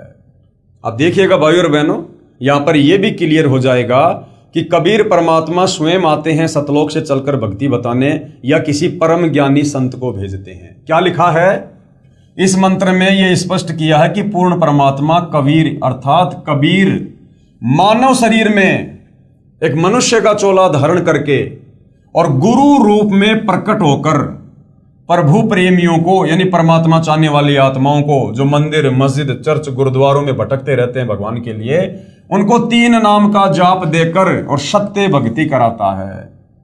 कबीर परमात्मा स्वयं ही मानव रूप में प्रकट होकर, उनका शरीर आप और हमारे जैसा नहीं होता, दिखाई अवश्य देता है हमारे जैसा, परंतु उनका शरीर तेज पुंज का होता है, नूरी होता है, शब्द का होता है। तो वो कबीर परमात्मा खुद ही धरती पर प्रकट होकर सतगुरु की भूमिका करता है, तत्वदर्शी संत कहलाता है, जगत गुरु कहलाता है, और परमात्मा चाहने वाली आत्माओं को 3 बार में दीक्षा देता है। 3 बार में 3 मंत्रों का जाप देता है, जो वर्तमान में सतगुरु रामपाल जी के अलावा अन्य कोई संत नहीं देता है। तो यह प्रमाण सामवेद में भी है, तो इससे भी हमें पूर्ण संत की पहचान होती है। तथा उस मित्र भगत को पवित्र करके, यानी अपने ज्ञान से, भक्ति से उसको पवित्र करके, अपने आशीर्वाद से पूर्ण परमात्मा प्राप्ति करके पूर्ण सुख प्राप्त करवाता है, अर्थात उसका मोक्ष कर देता है और वो साधक सतलोक में चला जाता है। साधक की आयु यानी उम्र बढ़ाता है। यही प्रमाण गीता अध्याय 17 श्लोक 23 में है कि ओम तत्सत इति निर्देश ब्रह्मण त्रिविध समर्थ। भावार्थ है कि पूर्ण परमात्मा को प्राप्त करने का ओम, दूसरा तत् और तीसरा सत्य, ये मंत्र जाप सुमरण करने का निर्देश है। इस नाम को तत्वदर्शी संत से प्राप्त करो। गीता अध्याय 4 श्लोक 34, ये गीता ज्ञानदाता काल ब्रह्म खुद कह रहा है अर्जुन को कि अर्जुन, इस कंप्लीट आध्यात्मिक ज्ञान का, संसार की रचना का, सृष्टि रचना का मुझे भी ज्ञान नहीं है। अगर तुझे ज्ञान प्राप्त करना है और मोक्ष प्राप्त करना है तो किसी तत्वदर्शी संत की खोज कर। तो भाई और बहनों, आज धरती पर वह तत्वदर्शी संत सतगुरु रामपाल जी हैं। इस नाम को तत्वदर्शी संत से प्राप्त करो। तत्वदर्शी संत के विषय में गीता अध्याय 4 श्लोक नंबर 34 में कहा है। किसने कहा है? गीता जी का ज्ञान देने वाले इस ब्रह्म ने, इस काल ने, दुर्गा के पति ने, ब्रह्मा विष्णु महेश के पिता ने श्री कृष्ण जी के शरीर में प्रेत की भांति प्रवेश करके, और क्या कहा है? तथा गीता अध्याय नंबर 15 श्लोक नंबर 1 व 4 में तत्वदर्शी संत की पहचान बताई है। गीता जी अध्याय 15 और श्लोक 1 से 4 में तत्वदर्शी संत की, पूर्ण संत की पहचान बताई गई है तथा कहा है कि तत्वदर्शी संत से तत्व ज्ञान जानकर उसके पश्चात उस परम पद परमेश्वर की खोज करनी चाहिए, जहां जाने के पश्चात साधक यानी भगत लौटकर संसार में यानी काल के 21 ब्रह्मांडों में नहीं आते, अर्थात पूर्ण मुक्त हो जाते हैं। उसी पूर्ण परमात्मा से संसार की रचना हुई है। यानी वो तत्वदर्शी संत ही संसार रूपी उल्टे लटके उस पीपल के वृक्ष की व्याख्या करेगा जो आपने सृष्टि रचना सुनी, जिसमें सर्वप्रथम कबीर परमात्मा ने ऊपर के 4 अविनाशी लोकों की रचना की, अनामी लोक, अगम लोक, अलख लोक, शतलोक। उसके बाद में कबीर परमेश्वर ने इस काल को 21 ब्रह्मांड दिए, सतलोक से बाहर किया। उसके बाद अक्षर पुरुष को 7 संग ब्रह्मांड दिए और शतलोक से बाहर किया। इस प्रकार से कंप्लीट सृष्टि रचना को वो तत्वदर्शी संत ही बताएगा। ये पूर्ण संत की पहचान होती है, तत्वदर्शी संत की पहचान होती है। विशेष उपरोक्त विवरण से स्पष्ट हुआ कि पवित्र चारों वेद भी साक्षी हैं कि पूर्ण परमात्मा ही पूजा के योग्य है। उसका वास्तविक नाम कबीर देव अर्थात कबीर परमेश्वर है तथा 3 मंत्र के नाम का जाप करने से ही पूर्ण मोक्ष होता है। धर्मदास जी को तो परमेश्वर कबीर साहिब जी ने सार शब्द देने से मना कर दिया था तथा कहा था कि यदि सार शब्द किसी काल के दूत के हाथ पड़ गया तो बिचली पीढ़ी वाले हंस पार नहीं हो पाएंगे। जैसे कलयुग के प्रारंभ में प्रथम पीढ़ी वाले भगत अशिक्षित थे, यानी 650 साल पहले जो हम 64 लाख भगत थे वो अनपढ़ थे, अशिक्षित थे। तथा कलयुग के अंत में यानी इस कलयुग की बिचली पीढ़ी के समाप्त होने के बाद में कलयुग के अंत में लाखों साल बाद जो तीसरी जो पीढ़ी शुरू होगी तथा कलयुग के अंत में अंतिम पीढ़ी वाले भगत वो कृतघ्नी हो जाएंगे, वो भक्ति के योग्य नहीं रहेंगे।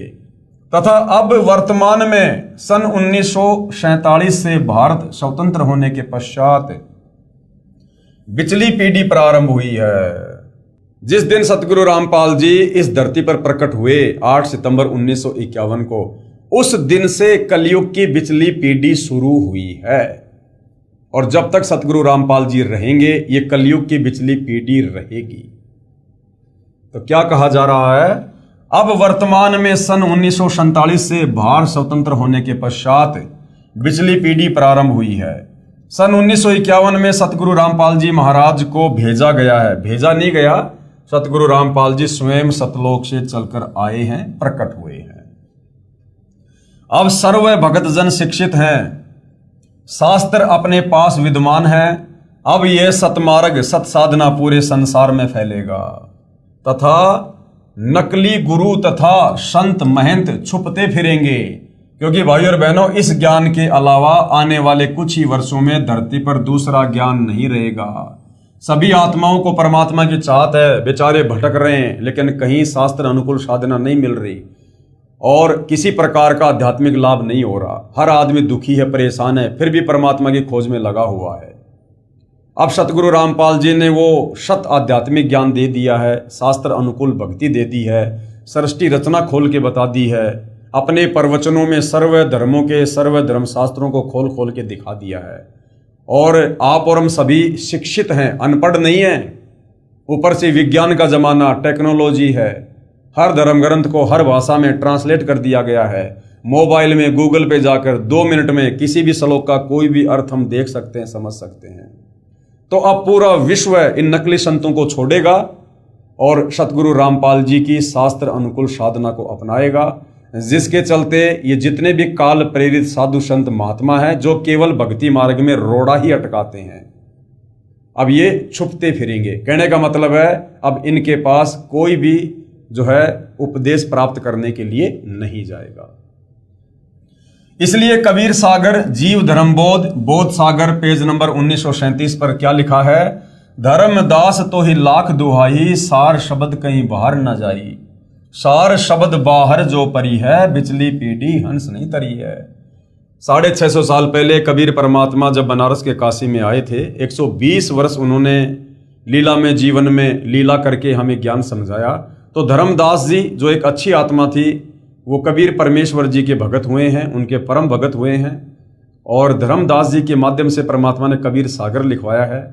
तो धर्मदास जी को कबीर परमात्मा कह रहे हैं कि धर्मदास, मैंने तुझे जो ये सारनाम दे दिया है, इस सारनाम को तू आगे किसी को मत बता देना। अगर तूने किसी को ये सारनाम आगे बता दिया तो आगे चल के 600 साल बाद जो कलयुग की पिछली पीढ़ी आएगी, जो भक्ति का निर्धारित समय है, यानी वर्तमान समय की बातें हो रही थी, अगर आज तूने इस मंत्र का खुलासा कर दिया तो ये काल के दूत साधु संत महात्मा भी इसी मंत्र को आगे अपने भक्तों को दान करेंगे। और फिर जब हम जाएंगे खुद और जब यही मंत्र हम दान करेंगे तो कोई भी हमारे ऊपर विश्वास नहीं करेगा। लोग ये कहेंगे कि यही मंत्र जो सतगुरु रामपाल जी देते हैं, ये तो हमारे गुरु जी भी दे रहे हैं, सदियों से दे रहे हैं, तो सतगुरु रामपाल जी हमें क्या कुछ नया दे रहे हैं। और उन नकली संतों के द्वारा दिया गया मंत्र काम नहीं करेगा, क्योंकि वो दीक्षा देने के अधिकारी नहीं है, वो गुरु पद के अधिकारी नहीं है, जिस कारण से भगत आत्माएं जो है अपना मोक्ष नहीं करवा पाएंगी, भक्ति का लाभ नहीं उठा पाएंगी। तो धर्मदास जी को परमात्मा ने कहा था कि धर्मदास तो है लाख दुहाई, और ये सार शब्द अर्थात सार नाम कहीं बाहर ना जाए, किसी को तू बता मत देना। सार शब्द बाहर जो पढ़ी, ये पिछली पीढ़ी हंस नहीं तरी। पुस्तक धनी धर्मदास जीवन दर्शन एवं वंश परिचय के पेज नंबर 46 पर लिखा है कि 11वीं पीढ़ी को, यानी धर्मदास जी की वंशावली में जो 11वीं पीढ़ी थी, 11वीं पीढ़ी को गद्दी नहीं मिली। जिस महंत जी का नाम धीरज नाम साहिब कवर्धा में रहता था, उसके बाद 12वां महंत उग्र नाम साहिब ने दामाखेड़ा में गद्दी की स्थापना की तथा स्वयं ही महंत बन बैठा। इससे पहले दामाखेड़ा में गद्दी नहीं थी। इससे स्पष्ट है कि पूरे विश्व में सतगुरु रामपाल जी महाराज के अतिरिक्त वास्तविक भक्ति मार्ग नहीं है। सतगुरु रामपाल जी महाराज अपने प्रवचनों में बार बार कहते हैं कि सर्व प्रभु प्रेमी श्रद्धालुओं से प्रार्थना है कि मुझे प्रभु का भेजा हुआ दास जानकर अपना कल्याण करवाओ। बिल्कुल सतगुरु रामपाल जी बार बार कहते हैं कि भाई मुझे तो परमात्मा का भेजा हुआ दास मानकर मेरे से उपदेश ले लो और अपनी आत्मा का कल्याण करवाओ। क्योंकि सतगुरु रामपाल जी की मजबूरी है सीधा सीधा कहना कि भाई मैं ही कबीर परमात्मा हूं और सतलोक से चलकर तुम्हारी गलती को माफ करके तुम्हें भक्ति देकर वापस सतलोक ले चलने के लिए आया हूं। तो कोई भी व्यक्ति उनकी इस बात पर यकीन नहीं करेगा, क्योंकि हमें भक्ति और भगवान की परिभाषा का ही नहीं पता, हमें पूर्ण संत की पहचान का ही नहीं पता, हम सृष्टि रचना से ही अपरिचित हैं। इसलिए सतगुरु रामपाल जी स्वयं कबीर परमेश्वर होते हुए अपने आप को छुपाकर कबीर जी का दास बताकर ये ज्ञान आप और हम तक पहुंचाने का प्रयास कर रहे हैं। और जिन जिन आत्माओं को ये ज्ञान आगे चलकर समझ में आने लग जाता है, उन आत्माओं को सतगुरु रामपाल जी में कोई कबीर जी का दास नहीं बल्कि स्वयं कबीर ही नजर आता है। ये संसार समझदा नहीं कहंदा शाम दोपहरे नू, गरीब दास ये वक्त जाते रोग इस पैरे नू। यदि एक बार ये समय हाथ से निकल गया, सतगुरु रामपाल जी इस धरती से वापस सतलोक चले गए, उसके बाद हाथ मसलते रह जाओगे, उसके बाद आत्म कल्याण नहीं है। तो उनके रहते सहते उनसे नाम उपदेश लेकर भाई अपनी जो है आत्मा का कल्याण करवाना चाहिए। 12वां पंथ किसका? आदरणीय गरीबदास जी का 12वें पंथ यानी गरीबदास पंथ 12वां पंथ लिखा है कबीर सागर कबीर चरित्र बोध पेज नंबर 1870 पर।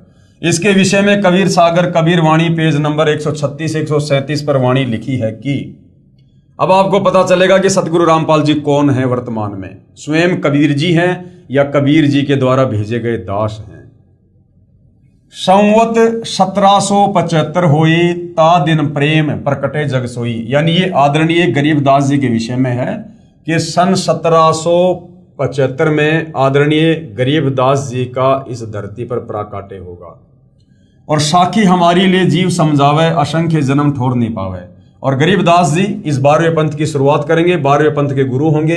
वो कबीर जी की वाणियों को आधार बनाकर ही ज्ञान समझाएंगे, परंतु गरीबदास जी के 12वें पंथ में नाम उपदेश प्राप्त करके कोई भी आत्मा सतलोक नहीं जा पाएगी।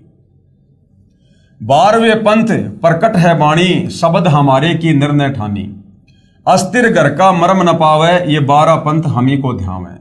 यानी भक्ति तो कबीर जी की करेंगे, परंतु complete way of worship, complete भक्ति की विधि 12वें पंथ में ना होने के कारण 12वें पंथ के भगत भी, साधक भी सतलोक नहीं जा पाएंगे। फिर क्या होगा? 12वें पंथ हम ही चल आवे। कबीर परमेश्वर जी ने 650 साल पहले धर्मदास जी को कह दिया था, कबीर सागर में लिखवा दिया था कि धर्मदास, जब गरीबदास जी का 12वां पंथ चल चुका होगा, उसके बाद उस 12वें पंथ में फिर आगे चलकर हम ही कौन? स्वयं कबीर जी, कि हम ही चल आवे, यानी मैं कबीर खुद ही आगे चलकर 12वें पंथ में आऊंगा और सब पंथ मेट एक ही पंथ चलावें, और सारे पंथों को खत्म करके, खत्म कैसे करेंगे? तलवार से नहीं, लड़ाई झगड़ा करके नहीं, अपना तत्व ज्ञान देकर उन 12 पंथों के अज्ञान को नष्ट कर देंगे और फिर एक नया पंथ चलाएंगे, 13वां कबीर पंथ। तो सन 1994 में सतगुरु रामपाल जी ने नया यथार्थ 13वां कबीर पंथ शुरू किया। उससे पहले 17 फरवरी 1988 को आदरणीय राम देवानंद जी को अपना मुंह बोला गुरु बनाकर गरीबदास के 12वें पंथ में प्रवेश किया, क्योंकि आदरणीय राम देवानंद जी गरीबदास जी के 12वें पंथ के अंतिम संत थे, अंतिम गुरु थे। तो 12वें पंथ में सतगुरु रामपाल जी ने स्वयं प्रवेश किया और उसके बाद सन 1994 में नाम दीक्षा देना शुरू करके नया यथार्थ 13वां कबीर पंथ शुरू किया। तो ये किसने शुरू करना था? कबीर ने या कबीर के दास ने? 12वें पंथ हम ही चल आवे। कबीर जी ने कहा था मैं खुद ही चल के आऊंगा भाई। तो भाई और बहनों, अब आप विचार कर सकते हो कि सतगुरु रामपाल जी स्वयं कबीर हैं या कबीर जी के द्वारा भेजे गए कोई परम ज्ञानी संत है। धर्मदास मेरी लाख दुहाई, सार शब्द बाहर ना जाई, सार शब्द बाहर जो पर ही, बिचली पीढ़ी हंस नहीं तरही। 33 अरब ज्ञान हम भाक्या, सार शब्द गुप्त ही राख्या। कबीर परमेश्वर ने कहा, धर्मदास मैं युगों युगों से, सदियों सदियों से यहां पर सतलोक से चलकर आता हूं, ज्ञान समझाता हूं। सतयुग में आया, त्रेता में आया, द्वापर में आया और मैंने 33 अरब वाणियां बोली हैं, यानी इतना ज्ञान मैंने यहां पर बोल दिया जीवों को समझाने के लिए। परंतु वो जो सार शब्द है, जो मुक्ति का मंत्र है, उसको मैंने अभी तक गुप्त ही रखा है। मूल ज्ञान तब तक छुपाई, जब लग 12 पंथ ना मिट जाई। उस सार नाम को, उस सार शब्द को उस समय तक छुपा के रखना है जब तक ये 12 पंथ जो काल के द्वारा चलाए गए थे, जब तक ये 12 पंथ समाप्त ना हो जाएं।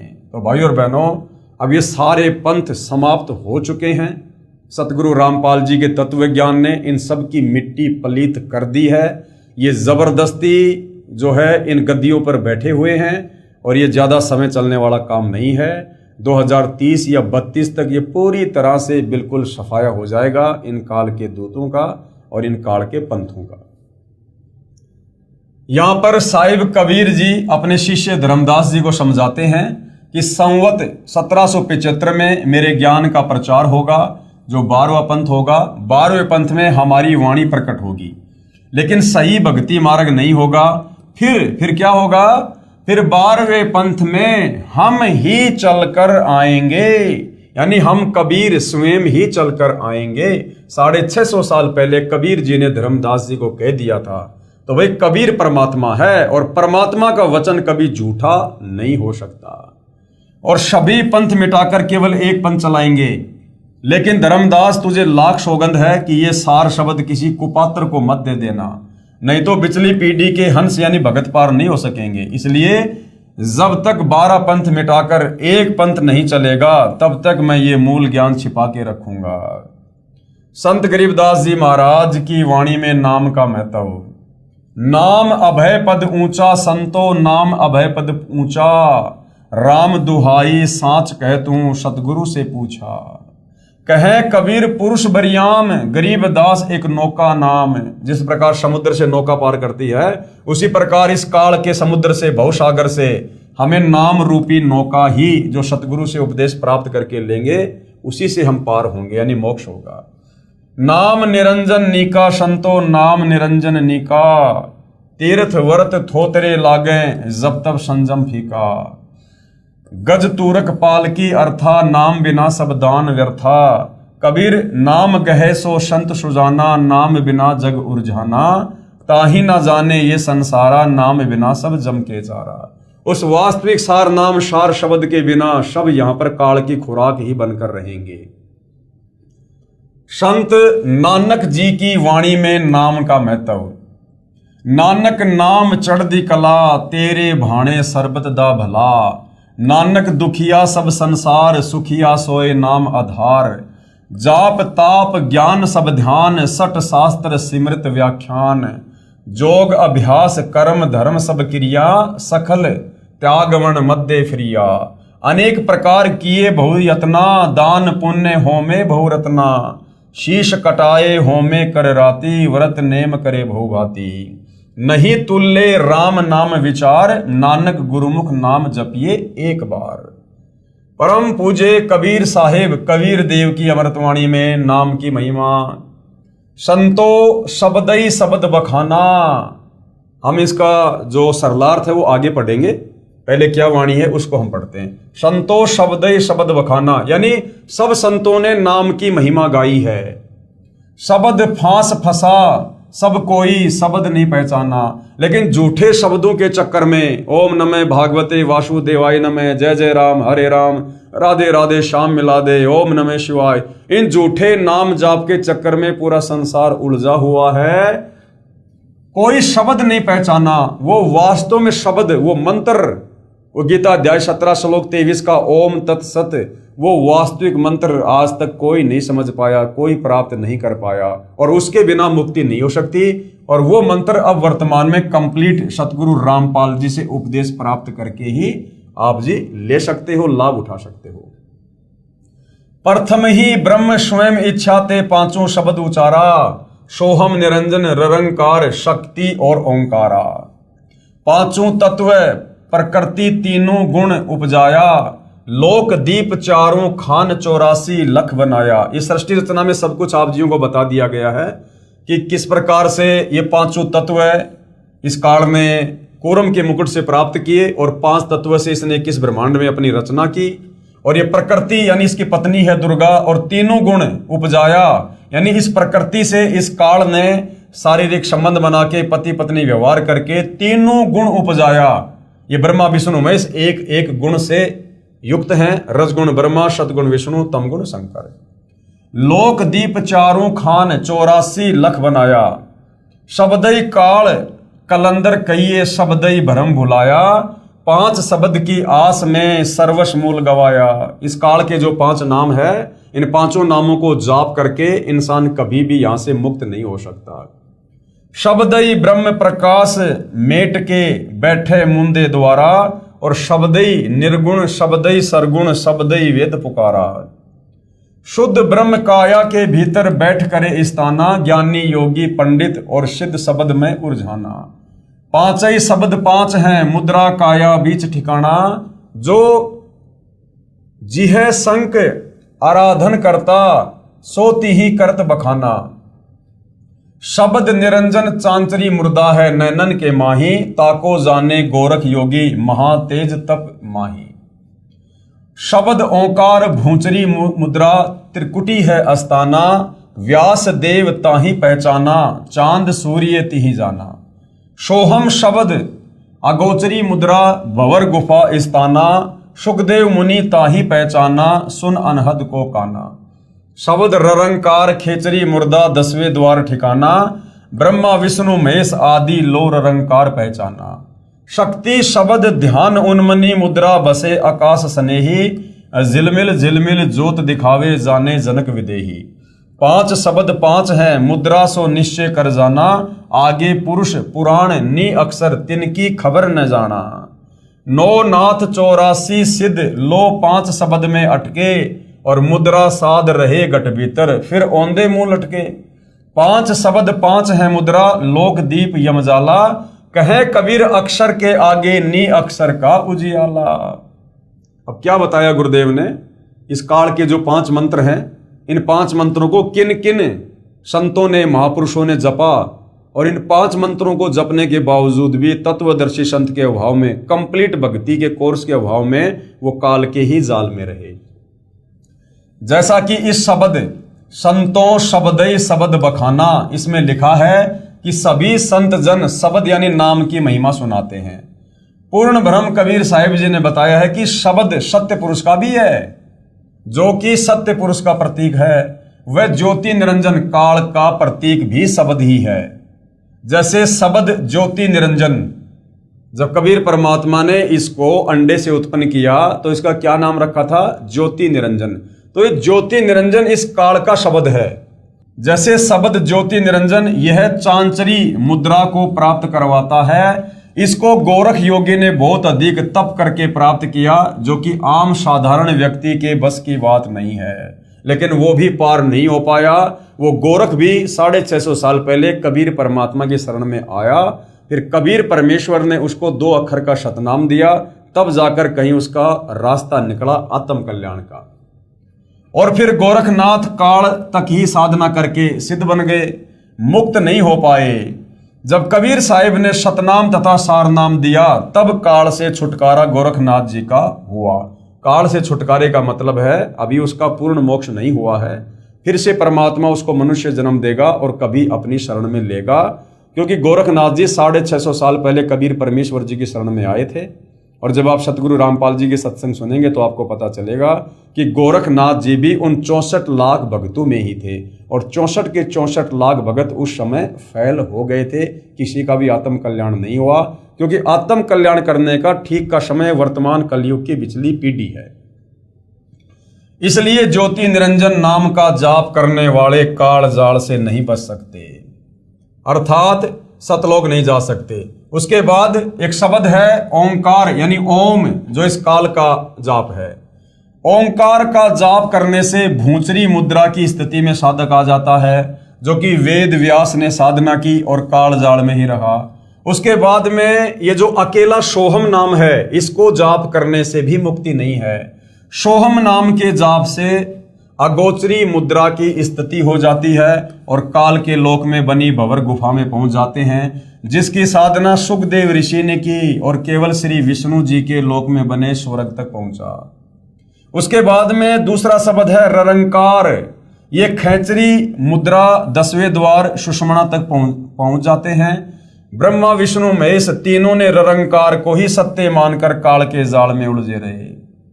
उसके बाद में है शक्ति, यानी श्रीयम, ये दुर्गा जी का मंत्र है। श्रीयम शब्द ये उन्मनी मुद्रा को प्राप्त करवा देता है, जिसको राजा जनक ने प्राप्त किया, परंतु मुक्ति नहीं हुई। कई संतों ने 5 नामों में शक्ति की जगह सत्य नाम जोड़ दिया है, जो कि सत्य नाम कोई जाप नहीं है। सतनाम कोई जाप नहीं है। सतनाम तो उस वास्तविक सच्चे नाम की ओर संकेत करता है कि भैया वो सच्चा नाम किसी पूर्ण संत से प्राप्त करके और अपनी आत्मा का कल्याण कराओ। ये सतनाम ये तो सच्चे नाम की तरफ इशारा करता है। जैसे सतलोक को सचखंड भी कहते हैं, ऐसे ही सत्य नाम वह सच्चा नाम है। केवल सतनाम जाप करने का नहीं है। इन 5 शब्दों की साधना करने वाले 9 नाथ तथा 84 सिद्ध भी इन्हीं तक सीमित रहे, यानी काल तक सीमित रहे, मोक्ष नहीं हुआ। तथा शरीर में यानी घट में ही धुन सुनकर आनंद लेते रहे, यानी काल इनको फंसा के रखता है इन 5 मंत्रों के जाप करवाकर। वास्तविक सतलोक स्थान तो शरीर यानी पिंड से, ब्रह्मांड से पार है। इसलिए फिर माता के गर्भ में आए उल्टे लटके, अर्थात जन्म मृत्यु का कष्ट समाप्त नहीं हुआ। जो भी उपलब्धि शरीर में होगी वह तो काल ब्रह्म तक की ही है, क्योंकि पूर्ण परमात्मा का निज स्थान सतलोक तथा उसी के शरीर का प्रकाश तो परब्रह्म आदि से भी अधिक तथा बहुत आगे दूर है। उसके लिए तो पूर्ण संत ही पूरी साधना बताएगा, जो 5 नामों शब्दों से भिन्न है। इस काल के 5 नामों से भिन्न है, उन शब्दों से हमारी मुक्ति होगी, जो शब्द आपको पूर्ण संत ही बताएगा, तत्वदर्शी संत ही बताएगा। तो भाई और बहनों, इन 5 नामों के अतिरिक्त जो वास्तविक 7 नाम हैं, जो प्रथम दीक्षा में सतगुरु रामपाल जी देते हैं, इनके अलावा संसार में और किसी के पास नहीं है। संतो सतगुरु मोहे भावे, जो नैनन अलख लखावे, ढोलत डिगे न बोलत बिसरे, सत उपदेश दरडावे, आंख ना मुंदे कान ना रुंदे, ना अनहद उर्जावे। जैसे बहुत सारे पंथ हैं, राधा स्वामी पंथ है, इनमें 2-2, 2.5 घंटे भक्तों को बैठा दिया जाता है। आंख बंद कर लो, कान बंद कर लो, अंदर वो धुन सुनो। तो कबीर परमात्मा कहते हैं मुझे वो सतगुरु अच्छा नहीं लगता, मुझे तो वो सतगुरु अच्छा लगता है, वो मेरे मन भाता है जो आंख ना मूंदे, कान ना रुंदे, ना अनहद उर्झावे, और प्राण पुंज क्रियाओं से न्यारा सहज समाधि बतावे। तो सतगुरु रामपाल जी का भक्ति मार्ग सहज मार्ग है। नाम खाते नाम पीते नाम सोते जागवे, और नाम उठत नाम बैठत नाम सेती लागवे। सतगुरु रामपाल जी हमें जो दीक्षा देंगे, हम उस भक्ति को खाते पीते चलते फिरते सोते सोते काम धंधा करते करते भी आसानी से कर सकते हैं। कोई विशेष आडंबर करने की आवश्यकता नहीं है। घट रामायण के रचयिता आदरणीय तुलसीदास साहिब जी हाथ रस वाले स्वयं कहते हैं कि घट रामायण प्रथम भाग पेज नंबर 27, जो 5 नाम राधा स्वामी पंथ में या धन धन सतगुरु पंथ में दिए जाते हैं, उन 5 नामों के विषय में जो काल के नाम हैं जिनसे मुक्ति नहीं हो सकती है, उनके विषय में घट रामायण के रचयिता आदरणीय तुलसीदास जी हाथ रस वाले इन्होंने क्या कहा है। 5 नाम काल के जानो, तब दानी मन शंका आनो, सुरती नृति ले लोक सिंधाऊं, आदि नाम ले काल गिराऊं, सत्य नाम ले जीव उबारी, अस चल जाऊं पुरुष दरबारी। कबीर कोटि नाम संसार में, यानी दुनिया में करोड़ों नाम है, हर गुरु अपनी अपनी मनमुखी नाम देता है। किसी के पास चले जाओ, अपने नए नाम का आविष्कार करके तैयार बैठा है। कोटि नाम संसार में, इनसे मुक्ति ना हो, और सार नाम मुक्ति का दाता, वाको जाने ना कोई। परम संत के अलावा सार नाम को कोई नहीं जानता, जिस सार नाम से वास्तव में मुक्ति होगी। पूरा सतगुरु सोए कहावे, 2 अक्षर का भेद बतावे। यानी पूरा सतगुरु, सच्चा गुरु, पूर्ण संत कौन होगा? जो 2 अक्षर का भेद बतावे। 2 अक्षर कौन से? तत्, जो गीता अध्याय 17 श्लोक 23 में ओम तत् सत है ना, तो वो जो तत् है, उस तत् शब्द में 2 कौन से मंत्र छुपे हुए हैं, वो तत्वदर्शी संत ही बताएगा, पूर्ण संत ही बताएगा। कहते हैं वो होगा पूरा गुरु। पूरा सतगुरु सोए कहावे, 2 अक्षर का भेद बतावे, एक छुड़ावे एक लखावे, तो प्राणी निज घर को जावे। उसमें से एक मंत्र हमें इस काल के 21 ब्रह्मांडों से छुड़वाएगा, और दूसरा हमें अक्षर पुरुष के लोक तक लेकर जाएगा। तब ये प्राणी निज घर यानी सतलोक हो जाएगा। श्री नानक जी की वाणी में 3 नाम का प्रमाण देख लो भाई और बहनों। जो पूरा गुरु होगा, तत्वदर्शी संत होगा, 3 बार में दीक्षा देगा। अब ये सभी महापुरुषों की वाणियों में, ग्रंथों में 3 नाम देने का प्रमाण है, लेकिन आज तक हमें कोई समझा नहीं पाया, कोई बता नहीं पाया। तो यहां पर अब आप जी पूर्ण संत की पहचान कर लीजिए इतने प्रमाण देखकर। जय पंडित तू पढ़िया, बिना 2 अक्षर 2 नाम की हे भगत। यदि तूने उन 2 नामों के बिना अगर भक्ति की तो तेरी भक्ति सफल नहीं है। जय पंडित तू पढ़िया, बिना 2 अक्षर 2 नामा, परोणत नामक एक लंगावे, जेकर सच समावा। वेद कतेव सिमृत सब संसत, इन पढ़ी मुक्ति ना होई। यानी तत्वदर्शी संत के बिना चाहे 4 वेद पढ़ लो, मुसलमानों के 4 जो कतेब है, तोरा जबूर इंजिल कुरान शरीफ, चाहे वो पढ़ लो, चाहे और कितने नामों का सुमरण कर लो, इनके पढ़ने से मुक्ति नहीं होगी। एक अक्षर जो गुरुमुख जापे, तिसकी निर्मल होई। और वो एक मंत्र पूर्ण ब्रह्म परमेश्वर का सत्य, वो सार नाम लेकर जो जाप करेगा, उसकी मुक्ति होगी। भावार्थ, श्री नानक जी महाराज अपनी वाणी द्वारा समझाना चाहते हैं कि पूरा सतगुरु वही है जो 2 अक्षर के जाप के बारे में जानता है, यानी जो सतनाम के बारे में जानता है, जिनमें एक काल व माया के बंधन से छुड़वाता है, कौन सा? ओम। और दूसरा परमात्मा को दिखाता है, यानी वो तत्व। और तीसरा जो एक अक्षर है यानी सत्य, वो परमात्मा से मिलाता है। ये तीनों अक्षर मिलकर ये सार नाम बन जाता है। संत गरीबदास जी महाराज की अमृतवाणी में श्वास के नाम का जाप है, यानी जो सतनाम है, 2 अक्षर का नाम है, वो श्वास श्वास से जपा जाता है। तो गरीबदास जी महाराज जी की वाणी में उसका कहां और क्या प्रमाण है? गरीब श्वासा पारस भेद हमारा, और जो खोजे सो उतरे पारा। श्वासा पारस आदि निशानी, जो खोजे सो होय दरबानी। गरीब श्वासा ही में सार पद, और पद में श्वासा सार, दम देही का खोज कर आवागमन निवार। गरीब श्वास सुरती के मध्य है, न्यारा कदे नहीं होए, सतगुरु साक्षी भूत को राखो सुरती समोए। गरीब 4 पदार्थ उर्मे जोवे, सुरती नृति मन पवन समोवे। सुरती नृति मन पवन पदार्थ, करो इकतर यार, द्वादश अंदर समोय ले दिल अंदर दीदार। कबीर कहता हूँ कहीं जात हूँ, कहूँ बजा कर ढोल, और श्वास जो खाली जात है, यानी सतनाम के जाप के बिना यदि आपकी श्वास व्यर्थ हो रही हैं, बर्बाद हो रही हैं, भाई 3 लोक का मोल इतना कीमती है वो सतनाम। उस सतनाम का एक मंत्र जो श्वास उन श्वास से जाप करते हैं उसकी इतनी कीमत है।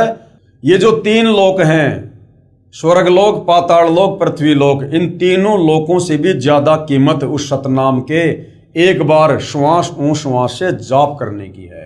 और ऐसा अनमोल मंत्र भाइयों और बहनों वर्तमान में सतगुरु रामपाल जी ही दान कर रहे हैं।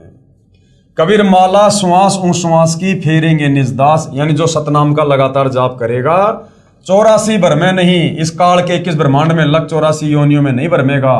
और कटे कर्म की फांस, काल ने हमें जो कर्म बंधनों में बांध रखा है, ये हमारी जो कर्म की फांस है ये सतनाम के जाप से कट जाएगी और हम यहां से मुक्त होकर सतलोक जा पाएंगे। श्री नानक देव जी की वाणी में प्रमाण, चहूं का संग चहूं की मीत, जामे चार हटावे नित, मन पवन को राखे बंद, लह त्रिकुटी त्रिवेणी संद, अखंड मंडल में सुन समाना, मन पवन सचखंड टिकाना। पूर्ण सतगुरु वही है जो 3 बार में नाम दे और श्वास की क्रिया के साथ सुमरण का तरीका बताए, तभी जीव का मोक्ष संभव है। जैसे परमात्मा सत्य है, ठीक उसी प्रकार परमात्मा का साक्षात्कार व मोक्ष प्राप्त करने का तरीका भी आदि अनादि व सत्य है, जो कभी नहीं बदलता।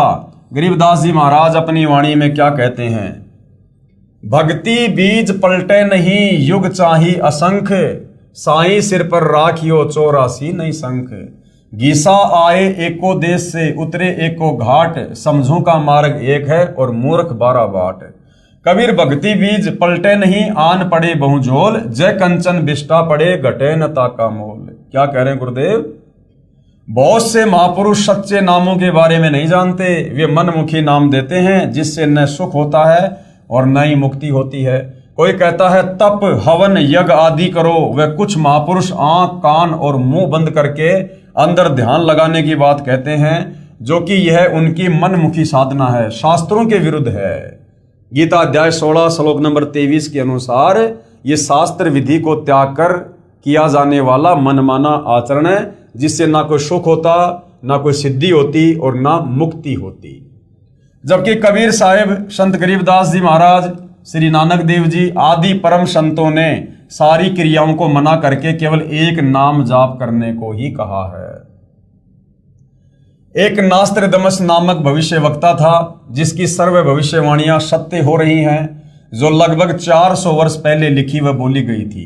उसने कहा है कि सन 2006 में एक हिंदू संत प्रकट होगा, अर्थात सन 2006 में भाइयों और बहनों करोथा कांड हुआ, जिससे सतगुरु रामपाल जी विशेषकर आध्यात्मिक क्षेत्र में चर्चा में आए, अर्थात संसार में उसकी चर्चा होगी। वह संत न तो मुसलमान होगा, न वह ईसाई होगा, वह केवल हिंदू ही होगा।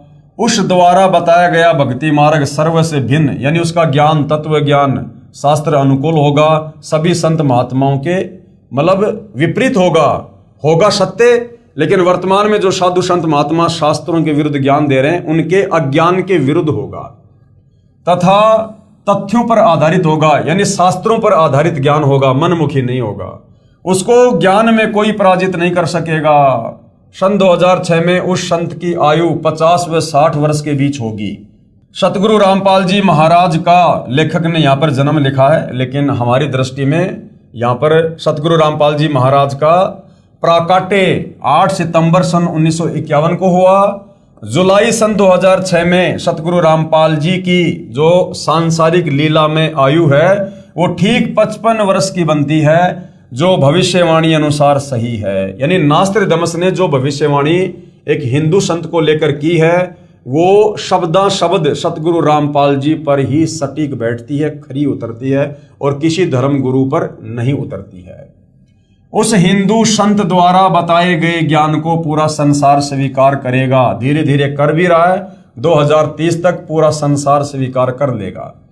उस हिंदू संत की अध्यक्षता में सर्व संसार में भारतवर्ष का शासन होगा तथा उस संत की आज्ञा से सर्व कार्य होंगे। उसकी महिमा आसमानों से ऊपर होगी। नास्त्रदमस द्वारा बताया सांकेतिक सतगुरु रामपाल जी महाराज है, जो सन 2006 में विख्यात हुए। भले ही अनजानों ने बुराई करके प्रसिद्ध किया, यानी क्रोथा कांड करवा के उनको प्रसिद्ध किया, परंतु संत में कोई दोष नहीं है। उपरोक्त लक्षण जो बताए हैं ये सभी तत्वदर्शी सतगुरु रामपाल जी महाराज में विद्यमान है। तो भाई और बहनों, आज का हमारा जो टॉपिक था पवित्र पुस्तक ज्ञान गंगा को लेकर, वो था पूर्ण संत की पहचान। कि पूर्ण संत की क्या पहचान होती है, हम कैसे पहचान करें। लाखों की संख्या में संत महात्मा मंडलेश्वर आचार्य शंकराचार्य बैठे हैं, सब अपने आप को और अपने ज्ञान को सर्वश्रेष्ठ बता रहे हैं कि मुक्ति का मार्ग केवल हमारे पास ही है, और मनमुखी साधना देते हैं, शास्त्रों के विरुद्ध ज्ञान बताते हैं, उनकी साधना से किसी प्रकार के कोई कर्म नहीं करते। तो पूर्ण संत की पहचान हमारे शास्त्रों में है। हिंदू धर्म के 4 वेद गीता जी में, मुसलमान धर्म की बाइबल में, ईसाइयों की कुरान शरीफ में, तौरेत में, जबूर में, और सिखों के गुरु ग्रंथ साहिब में। और आज आपको सर्व मुख्य धर्म ग्रंथों से दिखा दिया गया है, प्रमाणित कर दिया गया है कि पूर्ण संत के क्या लक्षण है, क्या पहचान है। और ये पहचान जो आपको इन धर्मशास्त्रों से प्रमाणित करके दिखाई है, बताई है, आज वर्तमान में मात्र सतगुरु रामपाल जी पर ही खरी उतरती हैं। तो भाई और बहनों, अब पूर्ण संत की पहचान करने में कोई देरी नहीं होनी चाहिए। आप और हम 184 योनियों के पशु पक्षी नहीं हैं जो हम चिंतन मनन नहीं कर सकते या हम समझ नहीं सकते। सर्व धर्मशास्त्र आप जियों के सामने रूबरू कर दिए गए हैं। आगे भी इस पवित्र पुस्तक ज्ञान गंगा से आपको बहुत कुछ भक्ति और परम संत के विषय में बताया जाएगा, समझाया जाएगा। यदि आपको ज्ञान धीरे धीरे समझ में आ रहा है तो आप जी पुस्तक के अलावा यूट्यूब पर जाकर सतगुरु रामपाल जी के सत्संग भी सुनिए, सृष्टि रचना को बार बार सुनिए, और सर्व धर्मशास्त्रों से प्रमाणित करके जो प्रवचन उन्होंने किए हैं आप उनको भी यूट्यूब पर सुन सकते हैं। और अति शीघ्र सतगुरु रामपाल जी से उपदेश प्राप्त करके अपनी आत्मा के कल्याण हेतु आगे बढ़िए। अन्यथा भाई और बहनों, यदि एक बार ये मनुष्य शरीर छूट गया, उसके बाद हमें ये काल 184 योनियों में डाल देगा। उसके बाद ना हम भक्ति करने के योग्य होंगे और ना हमें कोई भक्ति करवाने के लिए होगा। तो भाई और बहनों, तत्वदर्शी संत की शरण में आकर मर्यादा में रहकर भक्ति करने से यदि हमारी उम्र भी कम है या हमारी अकाल मृत्यु होनी लिखी है भाग्य में, तो जगत गुरु तत्वदर्शी सतगुरु रामपाल जी उस उम्र को भी एक्सटेंड कर देंगे, हमारी आयु को बढ़ा देंगे, क्योंकि स्वयं परमात्मा धरती पर प्रकट हैं, मानव रूप में, मानव चोले में। इनकी पहचान इनके सत्संग, इनके ज्ञान को सुन और समझ कर ही होगी। तो भाई और बहनों, हम तो निवेदन कर सकते हैं, प्रार्थना कर सकते हैं। बाकी आप भाई बहनों की खिदमत में, आपकी सेवा में रोजाना एक नया वीडियो लेकर पवित्र पुस्तक ज्ञान गंगा के ऊपर हाजिर हो रहे हैं। आगे आप ज्ञान समझेंगे या नहीं समझेंगे, ये आपके अपने भाग्य के ऊपर निर्भर है, आपके संस्कारों पर निर्भर है। तो परम संत सतगुरु रामपाल जी से प्रार्थना करते रहिए, उनसे सद्बुद्धि की भिक्षा मांगते रहिए और उनके इस अमृत ज्ञान को लगातार सुनते रहिए। उनके आशीर्वाद से ये ज्ञान एक दिन अवश्य समझ में आएगा और उपदेश लेकर अपनी आत्मा का कल्याण करवाइए। तो भाई और बहनों, आज के इस एपिसोड में केवल इतना ही। कल परमेश्वर की सेवा में फिर हाजिर होंगे। तब तक गुरुदेव भगवान हम सबको आज्ञा दे, आशीर्वाद दे, सद्बुद्धि दे, हमारा मार्गदर्शन करे। बंदी छोड़ सतगुरु रामपाल जी परमेश्वर जी की जय हो।